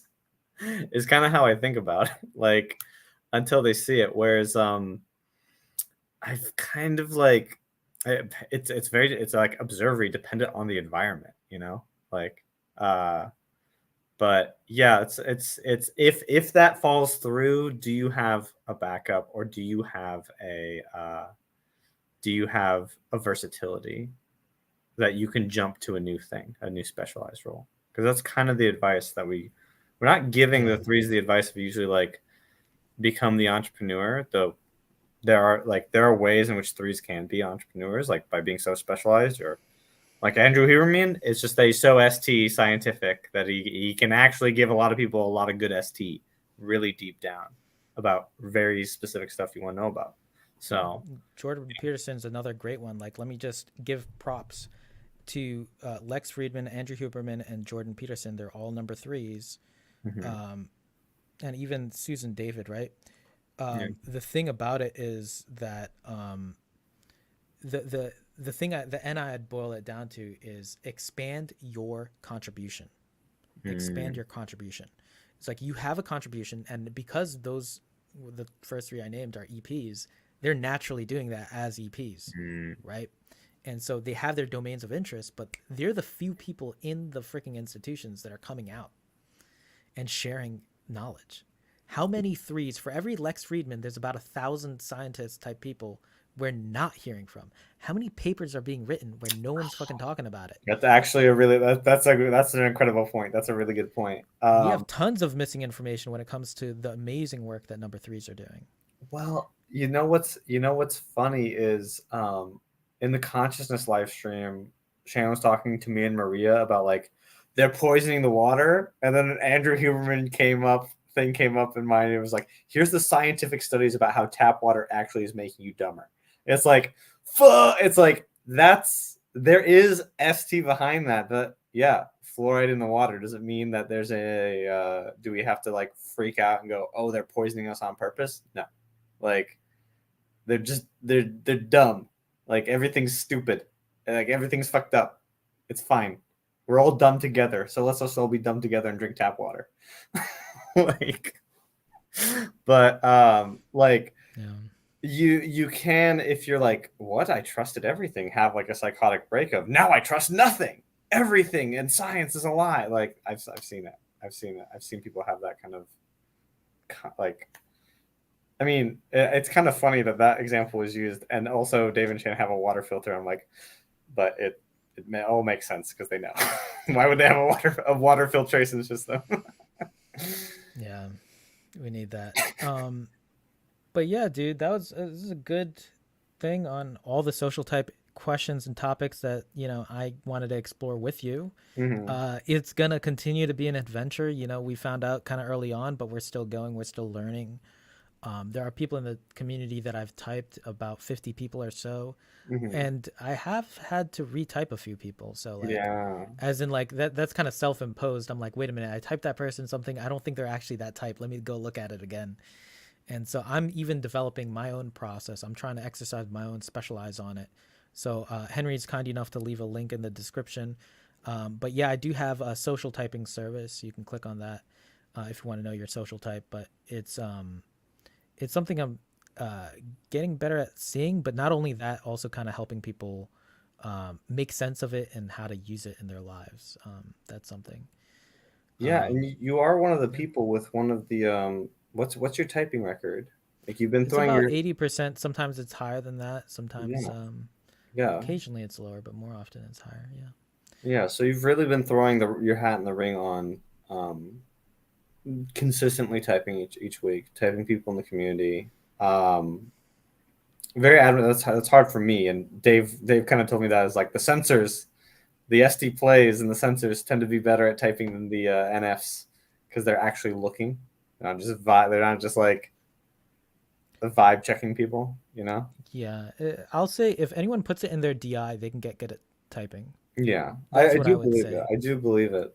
And there are examples, but there does tend to be a pattern of maybe the sensors.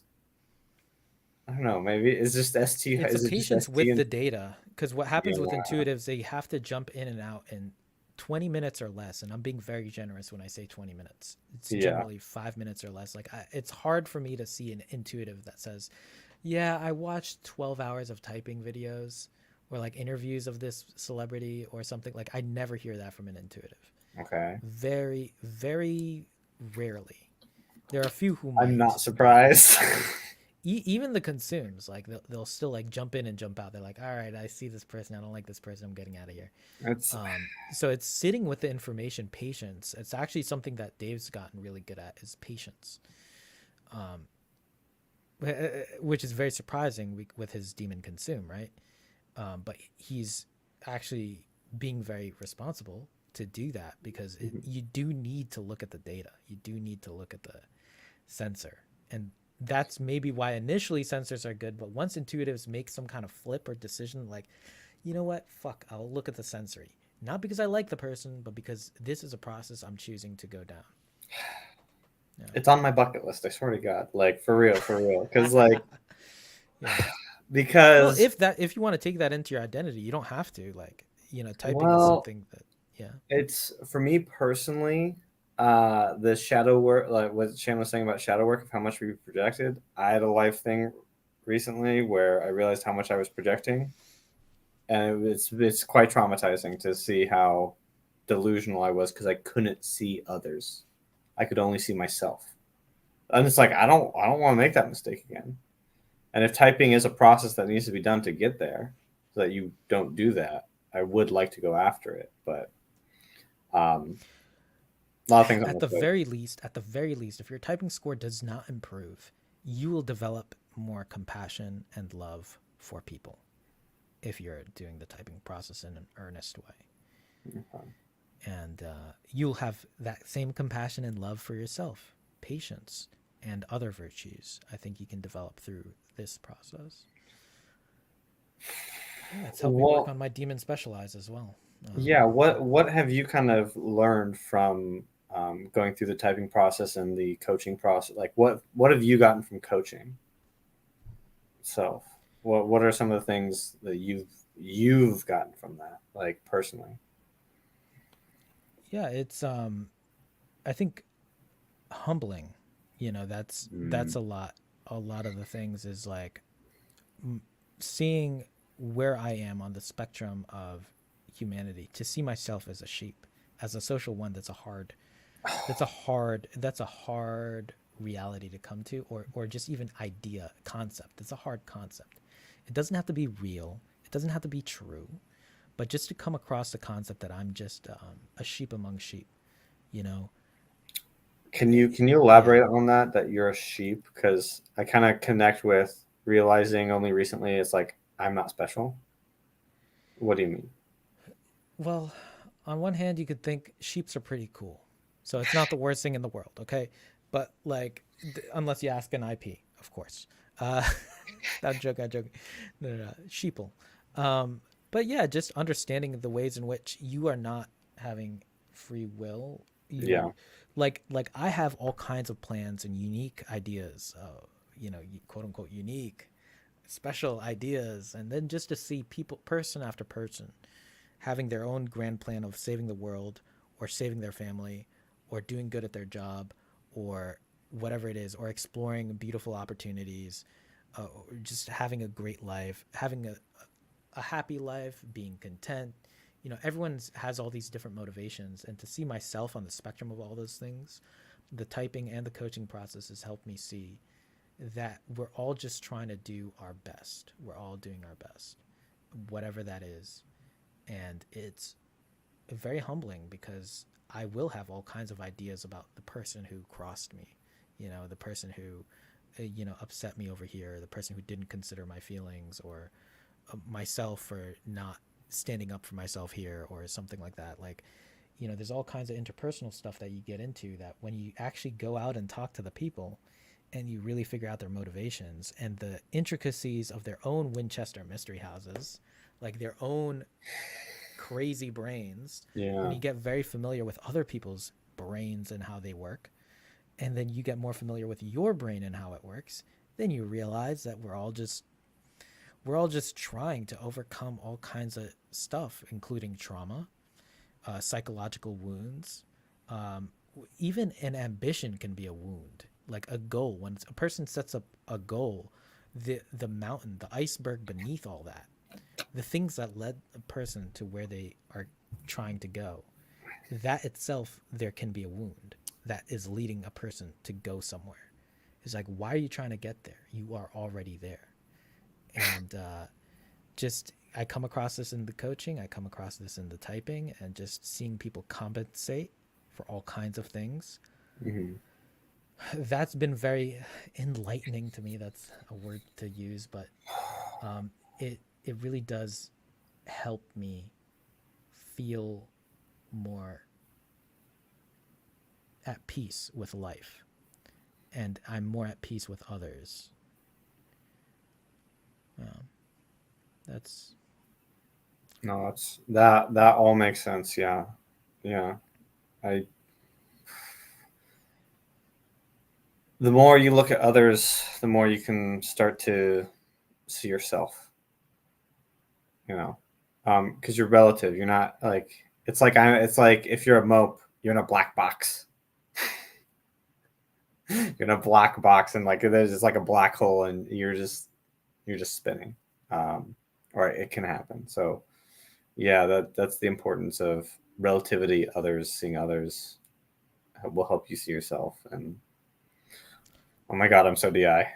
Yeah, Hate of it. I mean, But dude, yeah, like with the typing stuff and the coaching stuff, I've really figured stuff out. I've really been figuring stuff out. mhm. And with my NT being last, it's like, oh, figuring out is where my problem is. If only I figure out everything, then I'd be set. And like after I've figured things out, I realize how much that itself is a game. And when I figured out that figuring out is a game, and that like meanwhile the NTs they've have everything figured out and they're still screwed, the Yep. more I see that, then I'm like, oh shit. So like, what is life really about? What is this journey really about? What is this, you know? Then I just end up at a place where I find myself asking better questions.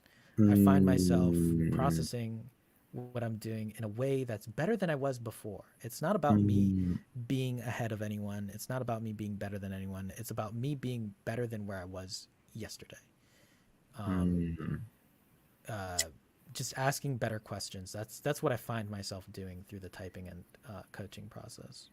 And I hope to help other people do that too and find their own ways. And some of the people I'm working with are, let's say, ahead of me, but I'm still able to, because I'm specializing in certain mm. areas, I'm able to still work with people who I see, maybe they don't see it that way, but like I see them as ahead of me. Some people are older as well. And then I'm just like, okay, I really admire this person, but like I could still help them. Mhm. And there's like a lot of abundance mindset stuff there too, Wow. where there's there's so much for this person. There's still so much I have to give to that person, but then also we're just learning about the nature of life, and then where where we are, where we're trying to go, and um, yeah, it's it's all very cool, essential stuff. Cool. Yeah, Cool. SE cool. SE cool. it's actually cool. Yeah, yeah, yeah. Any It's interesting? cool. It's It's cool interesting. when you actually like look at your life and look at all the details and it actually has some relevance. That's Mm, what the essay is trying to do. Is like I look at your, you know, not your room, but like I look at your life and your experiences and I make sense and I try to come up with some NI thread that ties it all together in a way that maybe you haven't thought before. Yeah. mm, yeah. Well, yeah, I'll just tell everyone and I'll tell you. I've told you, talking with you helped. I was in a way like was in a bad mood and I'd sleep process some stuff, but talking to you really did help me yesterday, Habib. I will say that for real, for real. I was like, That wow. means a lot to thank I'm you, like, man. I'm already in a better mood. I feel like I'm on the right path. Habib gives it to me straight, but it also isn't too harsh. He's like, yeah, you're doing the right. You made a mistake. You made mistakes. You're doing the right thing. Do this, do that. I was like, also don't you put in all the caveats. Like you're getting the experience, and I can see you have a measured hand, for sure, for sure. Okay, okay. Yeah, man. So Uh, yeah, what do you think? Uh, so it seems we're done with those topics, and it's up to you. What do we you want to can do? we can we can try and speed run my regular questions, since I know you wrote down like Yeah, we NI could words speed for run them. it. Yeah, We can try and we could speed speed run run it, it. or you Yeah. can go in as in depth as you want. But because this is the sacred SI, my masculine sacred SI, holy SI, my 7 questions. So, Habib, if you could, what would you want to be famous for?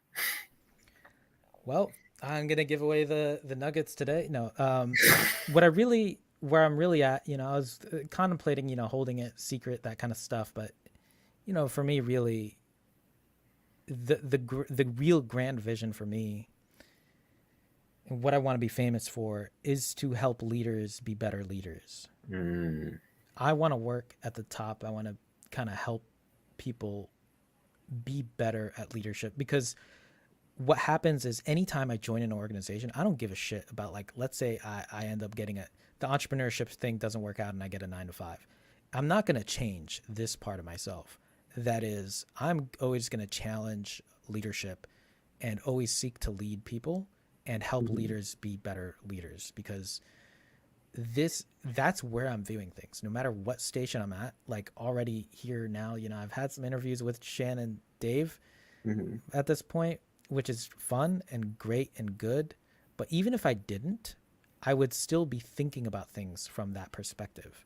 I would still, no matter where I'm at, it doesn't matter if I get in the room with the CEO or not, or if I am the CEO or not. This is the lens at which I'm kind of looking at things. So I would want to be famous for actually helping leaders become better leaders, becoming more servant leadership, benevolent leadership, community leadership, helping fours become more, taking power, helping the twos and threes in their way get their work shit together, and helping ones be more giving. Like, talking to you, talking to other social ones. I'm like, hey, get your head out of your ass and go fucking help someone. yeah. So, like, this is the kind of thing I would want to be famous for. Yeah. Mm. No, that's good. That's good. I'm inspired as we speak. um, okay, I'll ask the second question. Habib, what would constitute the perfect day for you?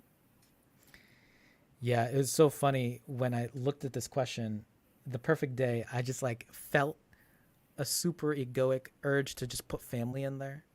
Like I'm Hmm. not even sure how genuine it is. It's more aspirational. It's more fake it till you make it. Hmm. In terms of I do want family time in the beginning of the day, and I know that that might be a lie, a social one. I need to just do my own shit lie. But I do love family. I do love my friends. It's just hard for me to remember that. And that's my honest, vulnerable truth there. It's hard for me to stay connected. It's hard for me to do that every day. And if it were my last day, that's what I was already thinking of. Like, if it was a perfect day, I would want my last day to be perfect. And it would suck if I didn't spend family time on my last day. Hmm. which I don't know why I went there. But yeah, the perfect day is my death. No, Spooky and the I. perfect day, some family time, some working out in the morning, um, and then getting into work, doing whatever I'm trying to do for work for normal amount, like 7 hours, 8 hours, something like that, or less, 6 5 6 hours if I can manage it. You know, and yeah, like go to the gym. That was the thing I mentioned before. But then do some family time, relaxing. Well, really just relaxing and preparing for the days ahead, the future ahead, and even if it were my last day. So even if it were my last day, I would want to, before going to bed, say like, all right, this is what needs to happen in the future, whether it's the next day, the next week, the next year, next decade, whatever it is. Like do some kind of planning before I go to sleep and before I die. It's just fucking like, it's my job in the year. Let's say right now it's 2023. Whatever year I exist in, it's my job to say, hey, what's 2024 going to be like? What's the next 100 years going to be like? What's the next, to at least give my guess, Mhm. share my guess. I don't have to be right, but it's kind of my obligation to like set forth a plan so that someone might pick it up, might find it useful. Um, so yeah, that would be the perfect day. Is just, yeah, it's feels impersonal as hell. It feels impersonal. It feels impersonal because like, yeah, there's my wife and my new baby girl. Hmm. And yeah, like hopefully there's some laughs and good times shared. That's the more unconscious part of me, is how much I do love that stuff and I do love the connection. Um, but it's hard for me to articulate and be have in the front of my consciousness. Where my mind goes is more these like other kind of visionary type questions. Mm. Okay. That's where I go first before family, really. But yeah. Well, I'm curious, but I won't. I won't ask out of politeness. Okay. So, question 3: For what in life do you feel most grateful? The thing I'm most grateful for are the people who, if I haven't reached out to them in a long time, they still talk to me in a way that's super friendly. Mm. And they're not offended that I didn't talk to them for a long time or I didn't reach out or whatever. Um, I'm really grateful for random acts of kindness. Honestly, it's the number four stuff. I'm just happy for people who are there.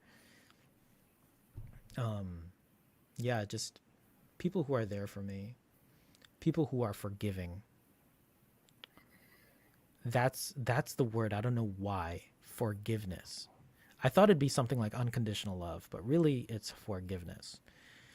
Because I see myself as someone who does so much wrong, not intentionally, but I could, and I don't know how hard I am on myself on the spectrum, but yeah, it's just I feel like I need a lot of forgiveness.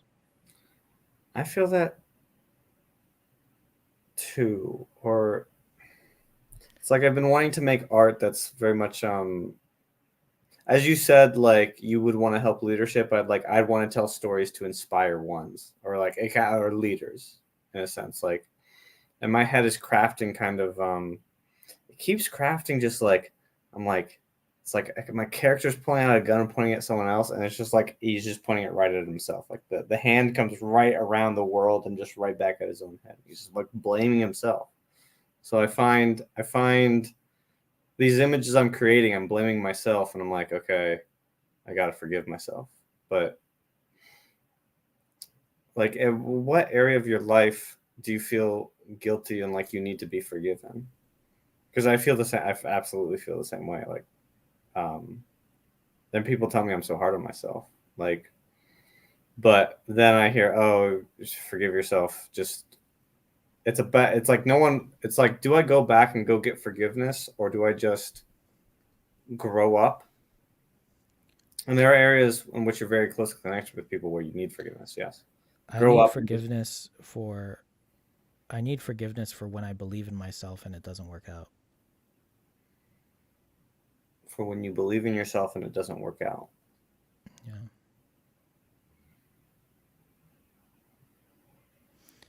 I'll give an example. Like right now, this is a very small, very Mm-hmm. tiny micro example of I prepared these topics for today's thing, Mm-hmm. and I believed that I could prepare for it. I didn't prepare. Actually, I all I did was come up with this list of topics. It turned out okay, I think, but Mm-hmm. part of me knows I can do better, and I believed that I could. You know, Henry, you planned this out like pretty well in advance. Like there was more than enough time for me to do any preparation I wanted to do. But I, yeah, and it's just hard for me to forgive myself on that. And and like that's something like let's say you were hoping, oh Habib, I really hoped you were sleep processed. You know, it's like yeah, I would need forgiveness for that. But it's not that you are like really me holding myself to a high standard. It's not necessarily usually it's not other people holding me to a high standard, but I imagine that they might be, and that's why it comes off as that external masculine te way of other people are so harsh. They're not. I fucking know, right? Like you're Yeah, like you're gonna stab me in the back, and I was like, no, they're not. you're the aggressive person. I'm the You're the asshole. Yeah, I'm the you're the asshole. yeah. Yeah, As yeah. I'm saying, I'm Yeah, yeah, masculine yeah. to you too. No. Yeah, I know you weren't actually saying it that way, but yeah, Yeah, that's and what I say to myself. um, yeah. I mean, I've made mistakes even just recently. Like, and I'm just like, okay, this is our last thing. Where we're just like, just blast some shit out.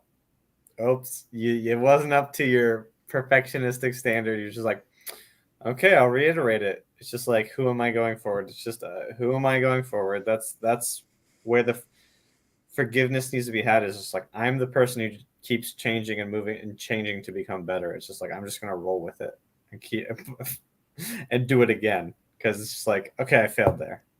It's like, ow, I get it, man. Oh my god, that hurts. Yeah, That hurt. a more real one is like I wish I had kept up on my YouTube channel with more videos per like month and whatever. Like I have a ton of topics that I have to draw from. I have a huge list of topics I could make videos about, but that I haven't done that. It's like, man, I need forgiveness from let's say people who subscribed who expected me to make a part 2, you know? Like Well, that's the more concrete like I was seeing that whatever example I gave was more on the number 2 responsibility, like very quick, very recent, and I'm like, all right, is there a longer term thing that I fucked up on? And I'm like, oh yeah, my actual YouTube channel, I need to do better. Like that's I where I I totally want to do better, that kind of I thing. totally get exactly how you feel because there's just like there are videos I have out right now. They're like there are dings in the background, and then I only get going halfway through where it's good blast. If you're like halfway through, it got good, and I'm like, I've made AI art for that already, and I could redo it all, and it's just like, Yeah. but it's like put out the imperfect. I'm just like I just forgive myself. Put out the imperfect one to practice. You're just practicing, you know. Um, and that's the last story, man. Like I feel that. I feel that hardcore. Yeah. Okay. Okay. Next, what Habib is the greatest accomplishment of your life? There have been a number of accomplishments and things like that, but the one that sticks out to me is one where I feel like the guy talking about high school, you know, good times in high school or whatever, like captain of a football team, that kind of thing. As I in, feel you like don't that, want to and talk so about it. this is I'm gonna kick my own ass with this accomplishment Mm-hmm. because it's at this Mm-hmm. point kind of repetitive to me, at Mm-hmm. least. It's when I was around 20 years old or so. You know, I started a club in my college, my university, and it's called Global App Initiative, where we developed mobile apps for nonprofits, and that went really well and did really good for the students and stuff. Wow. And all kinds of people benefited, the nonprofits and the students. But the thing is, like looking back, it was very much in a responsibility way as opposed to specialized. Like it wasn't like everyone got quality out of it, but we did our best. We I did our can't best. You know, imagine that. Yeah. it's quality not last, but it's still kind of not far from. Hey, Um, hey, I'm sure 100 people got to put that on their resume and got great jobs and then made better exactly. apps. And Exactly there are that. people who there are a couple of students who came up to me and said like, Habib, we got the two students, you know, a guy and a girl, they both got jobs at Google, and they're like, Habib, if it wasn't for you, we wouldn't have gotten these jobs at Google. So thank you so much. You helped our careers so much. You know, you helped us have a good start. And that felt so good that I was able to do something for those people. And there are a lot of people that I do feel like I helped in that time, but it was just such a maniacal Steve Jobs like vibe I had on some level. And where people said to me, Habib, this is a student run club. It's not a fucking company. And yeah, lighten up, number ones.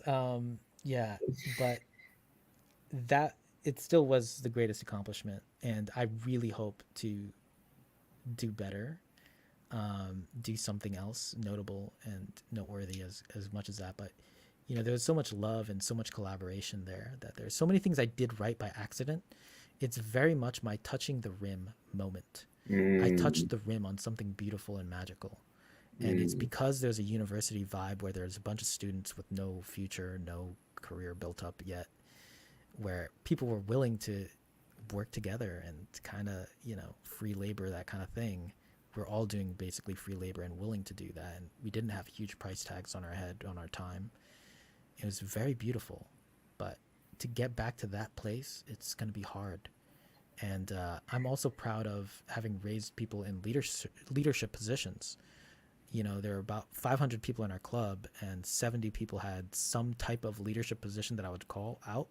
Some of them were more technical leaders, like the iOS developer lead or something. They're iPhone, Android apps. So, like, if you're a good designer, you would be the lead designer, and you could put that shit on your resume that, hey, for this university project, you are the lead designer. You led a group of maybe only two other designers, but hey, that was like you fucking did something there, and it really gave people a lot of motivation, a lot of learning. It was just a beautiful space that I want to be able to recreate in some way. But students in a club, they work for free, and it's very hard to replicate that in like this egotistical kind of like more adult professional world. Um, yeah, well, I think that's very inspiring, and I think like I did the same thing, but not in the way you did it, where it actually helped people. So I started a club, and it's just like I don't want to be the only guy to show up some random fencing place. Let's do it at the university. I'm going to start a club, and it's inspiring to hear that like you actually, even though you had those motivations, you saw how it helped people. I'm like, fuck, that's the real meat. That's the real protein is the helping people. Like that's impact, and you're like, oh god. I'm like, just shit. fucking be there for somebody. That's what you There's yeah, yeah. That's what you were literally telling me yesterday during the coaching was like, you got to figure out how to give. And I'm like, I know I have to give. I got nothing to give. It feels like I'm empty. I need that But advice as much as you, man. I need yeah, that and advice as much as you. yeah, for real. God damn. It's so hard though when you touch the rim and you lose your way and you don't know what you did right.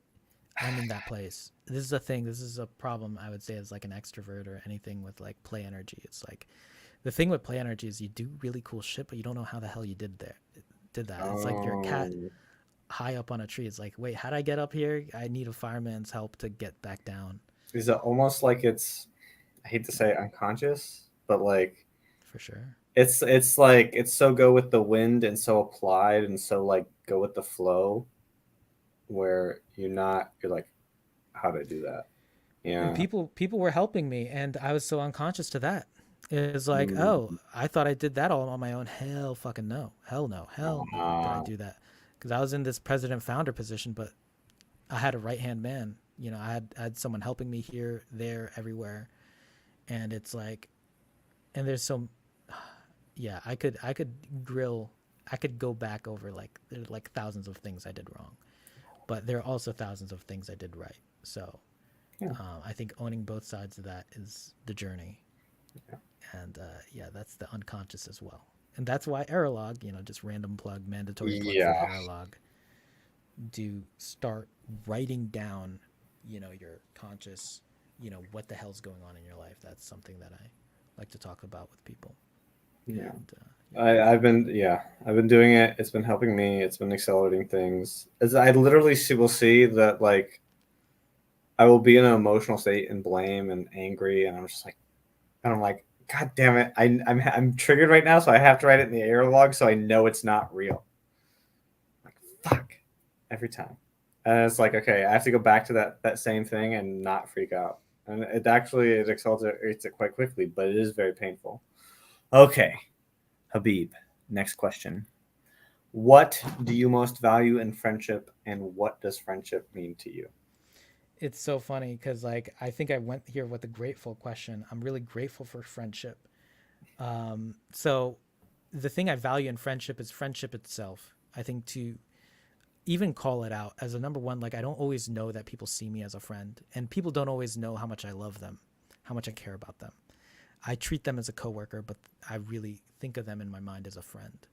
And the disconnect is really hard. I really love it. I really cherish it in friendship when people do call out, "Hey, Habib, you're my friend." And I can have this ST Stonewall face where it doesn't seem like you're getting much back from Habib. But I fucking do love all people, and especially the people who really are there with me. You know, it's not, I do need people, which is hard to admit, hardest for me to admit, because I live a life where I try not to need anyone. I try not to need anyone to the max, but I still fucking need people. And Yeah. I'm just fucking valuing friendship. You don't have to do a goddamn thing for me. I just, even just to be called a friend, I think means so much to me. And it's so hard for me. It's so hard for me to like speak out into consciousness, speak out, hey, I love you. I care about you. I want to be there for you, or I am there for you.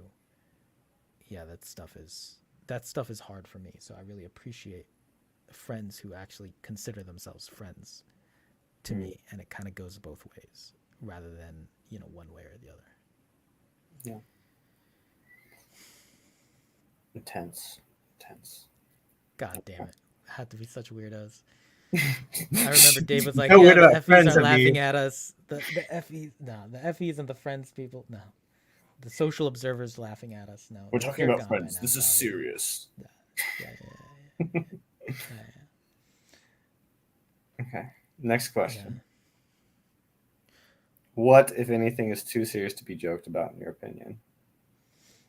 This was an interesting one because as an EP, the obligatory answer is there's nothing too serious to be joked about. Yeah. I feel that.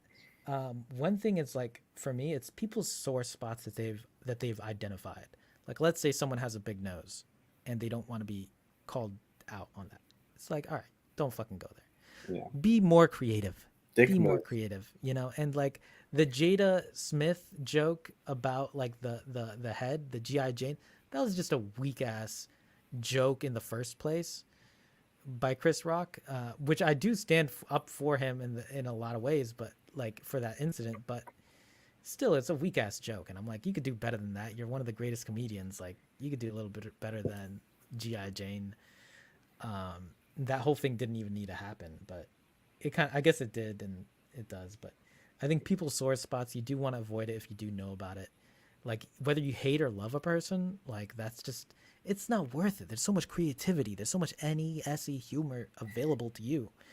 Whatever the fuck, wherever you want to go with it. NISI it's like you can be more creative than just go for the jugular. I'm saying this as an off with their heads number one person. Like, but I Okay. guess I guess maybe there's a point to it. Maybe there is a point to it. Maybe it helps people process I the don't know. most negativity. Maybe Is it it unearths stuff trauma. Maybe there is a people point to can't? it. So yeah, yeah. Is it stuff people can't actually help? Is that the line? Because I do feel like that is kind of what we've realized is, oh, you're being cheap. If I'm gonna go after you, I should go after you for something that you're actually responsible for. You know. Yeah. Um, Yeah. with, I would say the umbrella thing is everything is fine to be joked about. I would still put that at the top. So if someone, let's say, is short, but then there's a really good short joke available, fucking go for it. That's fine. You know what I mean? Like, it's or if there's a big nose joke that really suits the moment, it's never never. Like, um, yeah, there are times when even like I didn't want to be joked about, let's say with race or something, but then there's like some mm, really good ones, and I'm like, okay, fine, I'll let that one go. As an EP, you know, it's like what, yeah, And there is something to be said about like even the things that are too serious, like it does bring things to light. Humor, No. humor is the truth. NF is the truth, I would say. The one truth is non-truth. The existence of non-truth is the only thing I know to be true.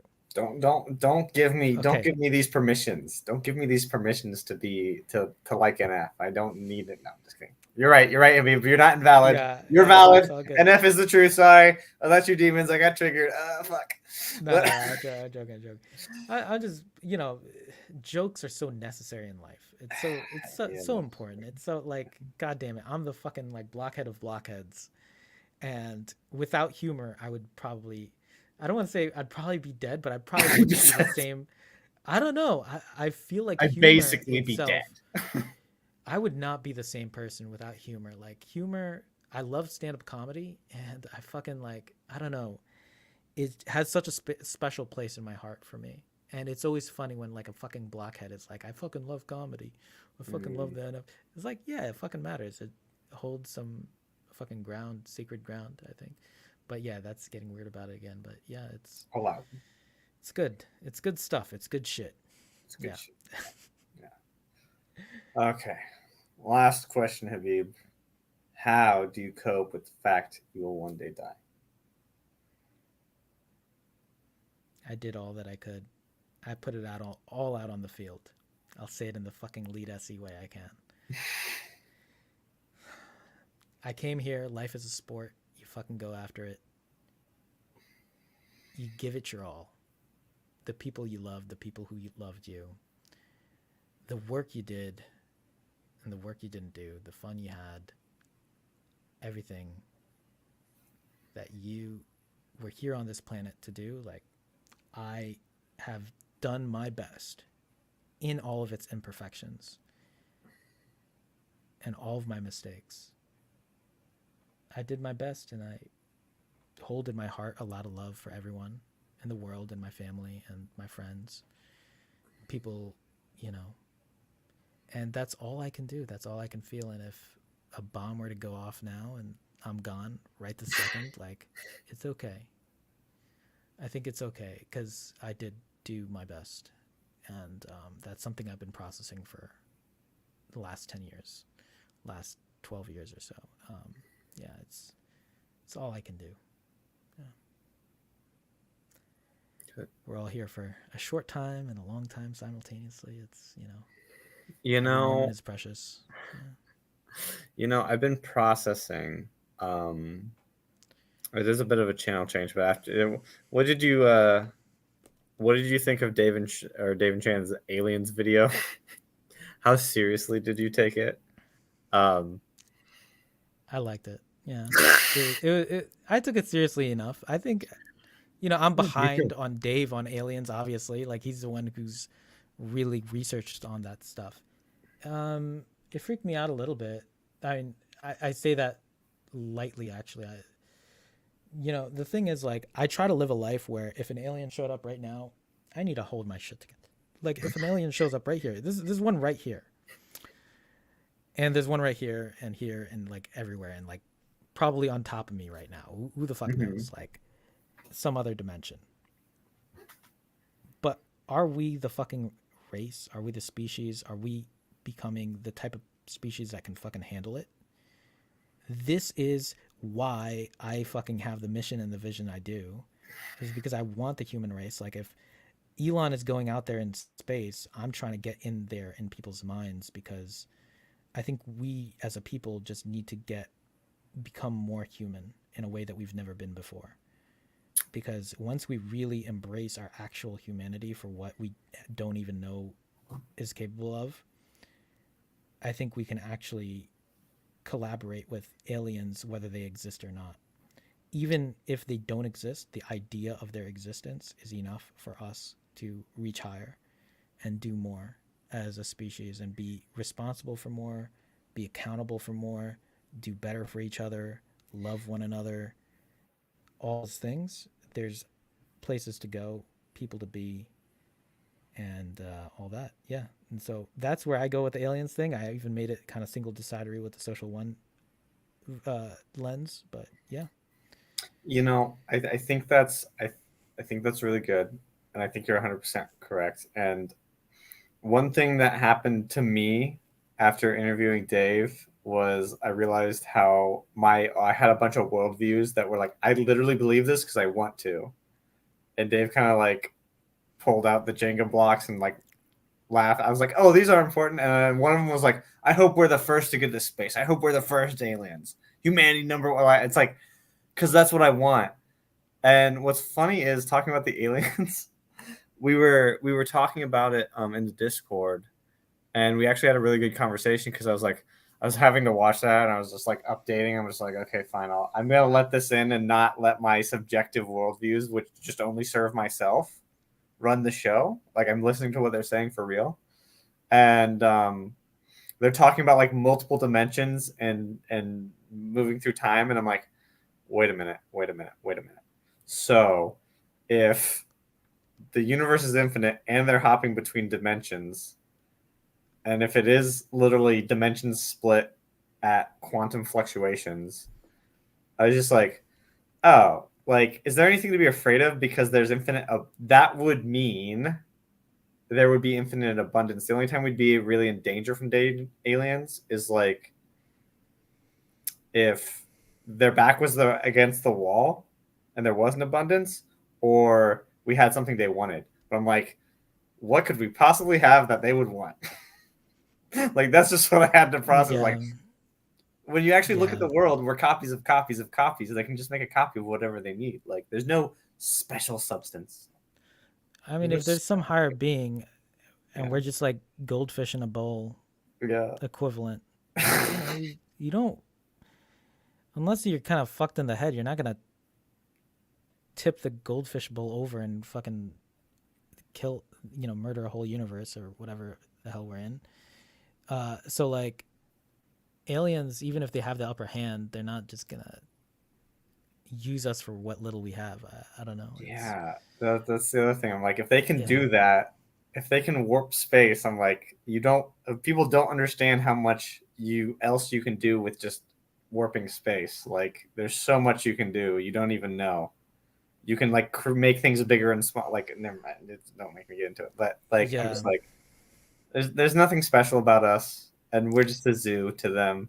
Is my yeah. perspective on it. But yeah, Yeah, uh, it's interesting. Like in New York right now, there's this insect that's there. It's all over the news, and for New York at least, mm-hmm, that we're supposed to kill somehow. mm-hmm. And Is invasive.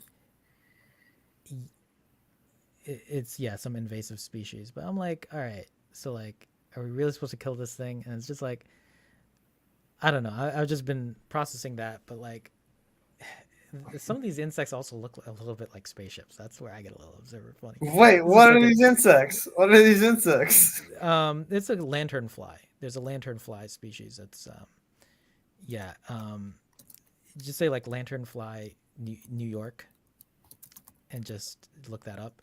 I am. Uh, but yeah, it's I don't know. It looks fine. It's whatever. Yeah. Anyway, it's an invasive species, and I'm just like, all right. So like, who the hell are we to like fucking eradicate a species? And it's just like, but we're kind of put in this position of the aliens' position. You know, these hypothetical aliens, like even if they're not even that powerful, like we could imagine that there is a version that could be, even Mhm. if it doesn't exist. That's how I'm starting to go about these intuitive conversations. Is like just pretend they exist. Just assume, we did that in math and physics. Just assume there's no friction, a frictionless surface. All right. What's this magical frictionless surface? What is this magical place where there's no air resistance? Anyway, that's high school physics for you. But Mhm. if we imagine these aliens have that upper hand, like we have upper hand with so many species, and we're not doing anything.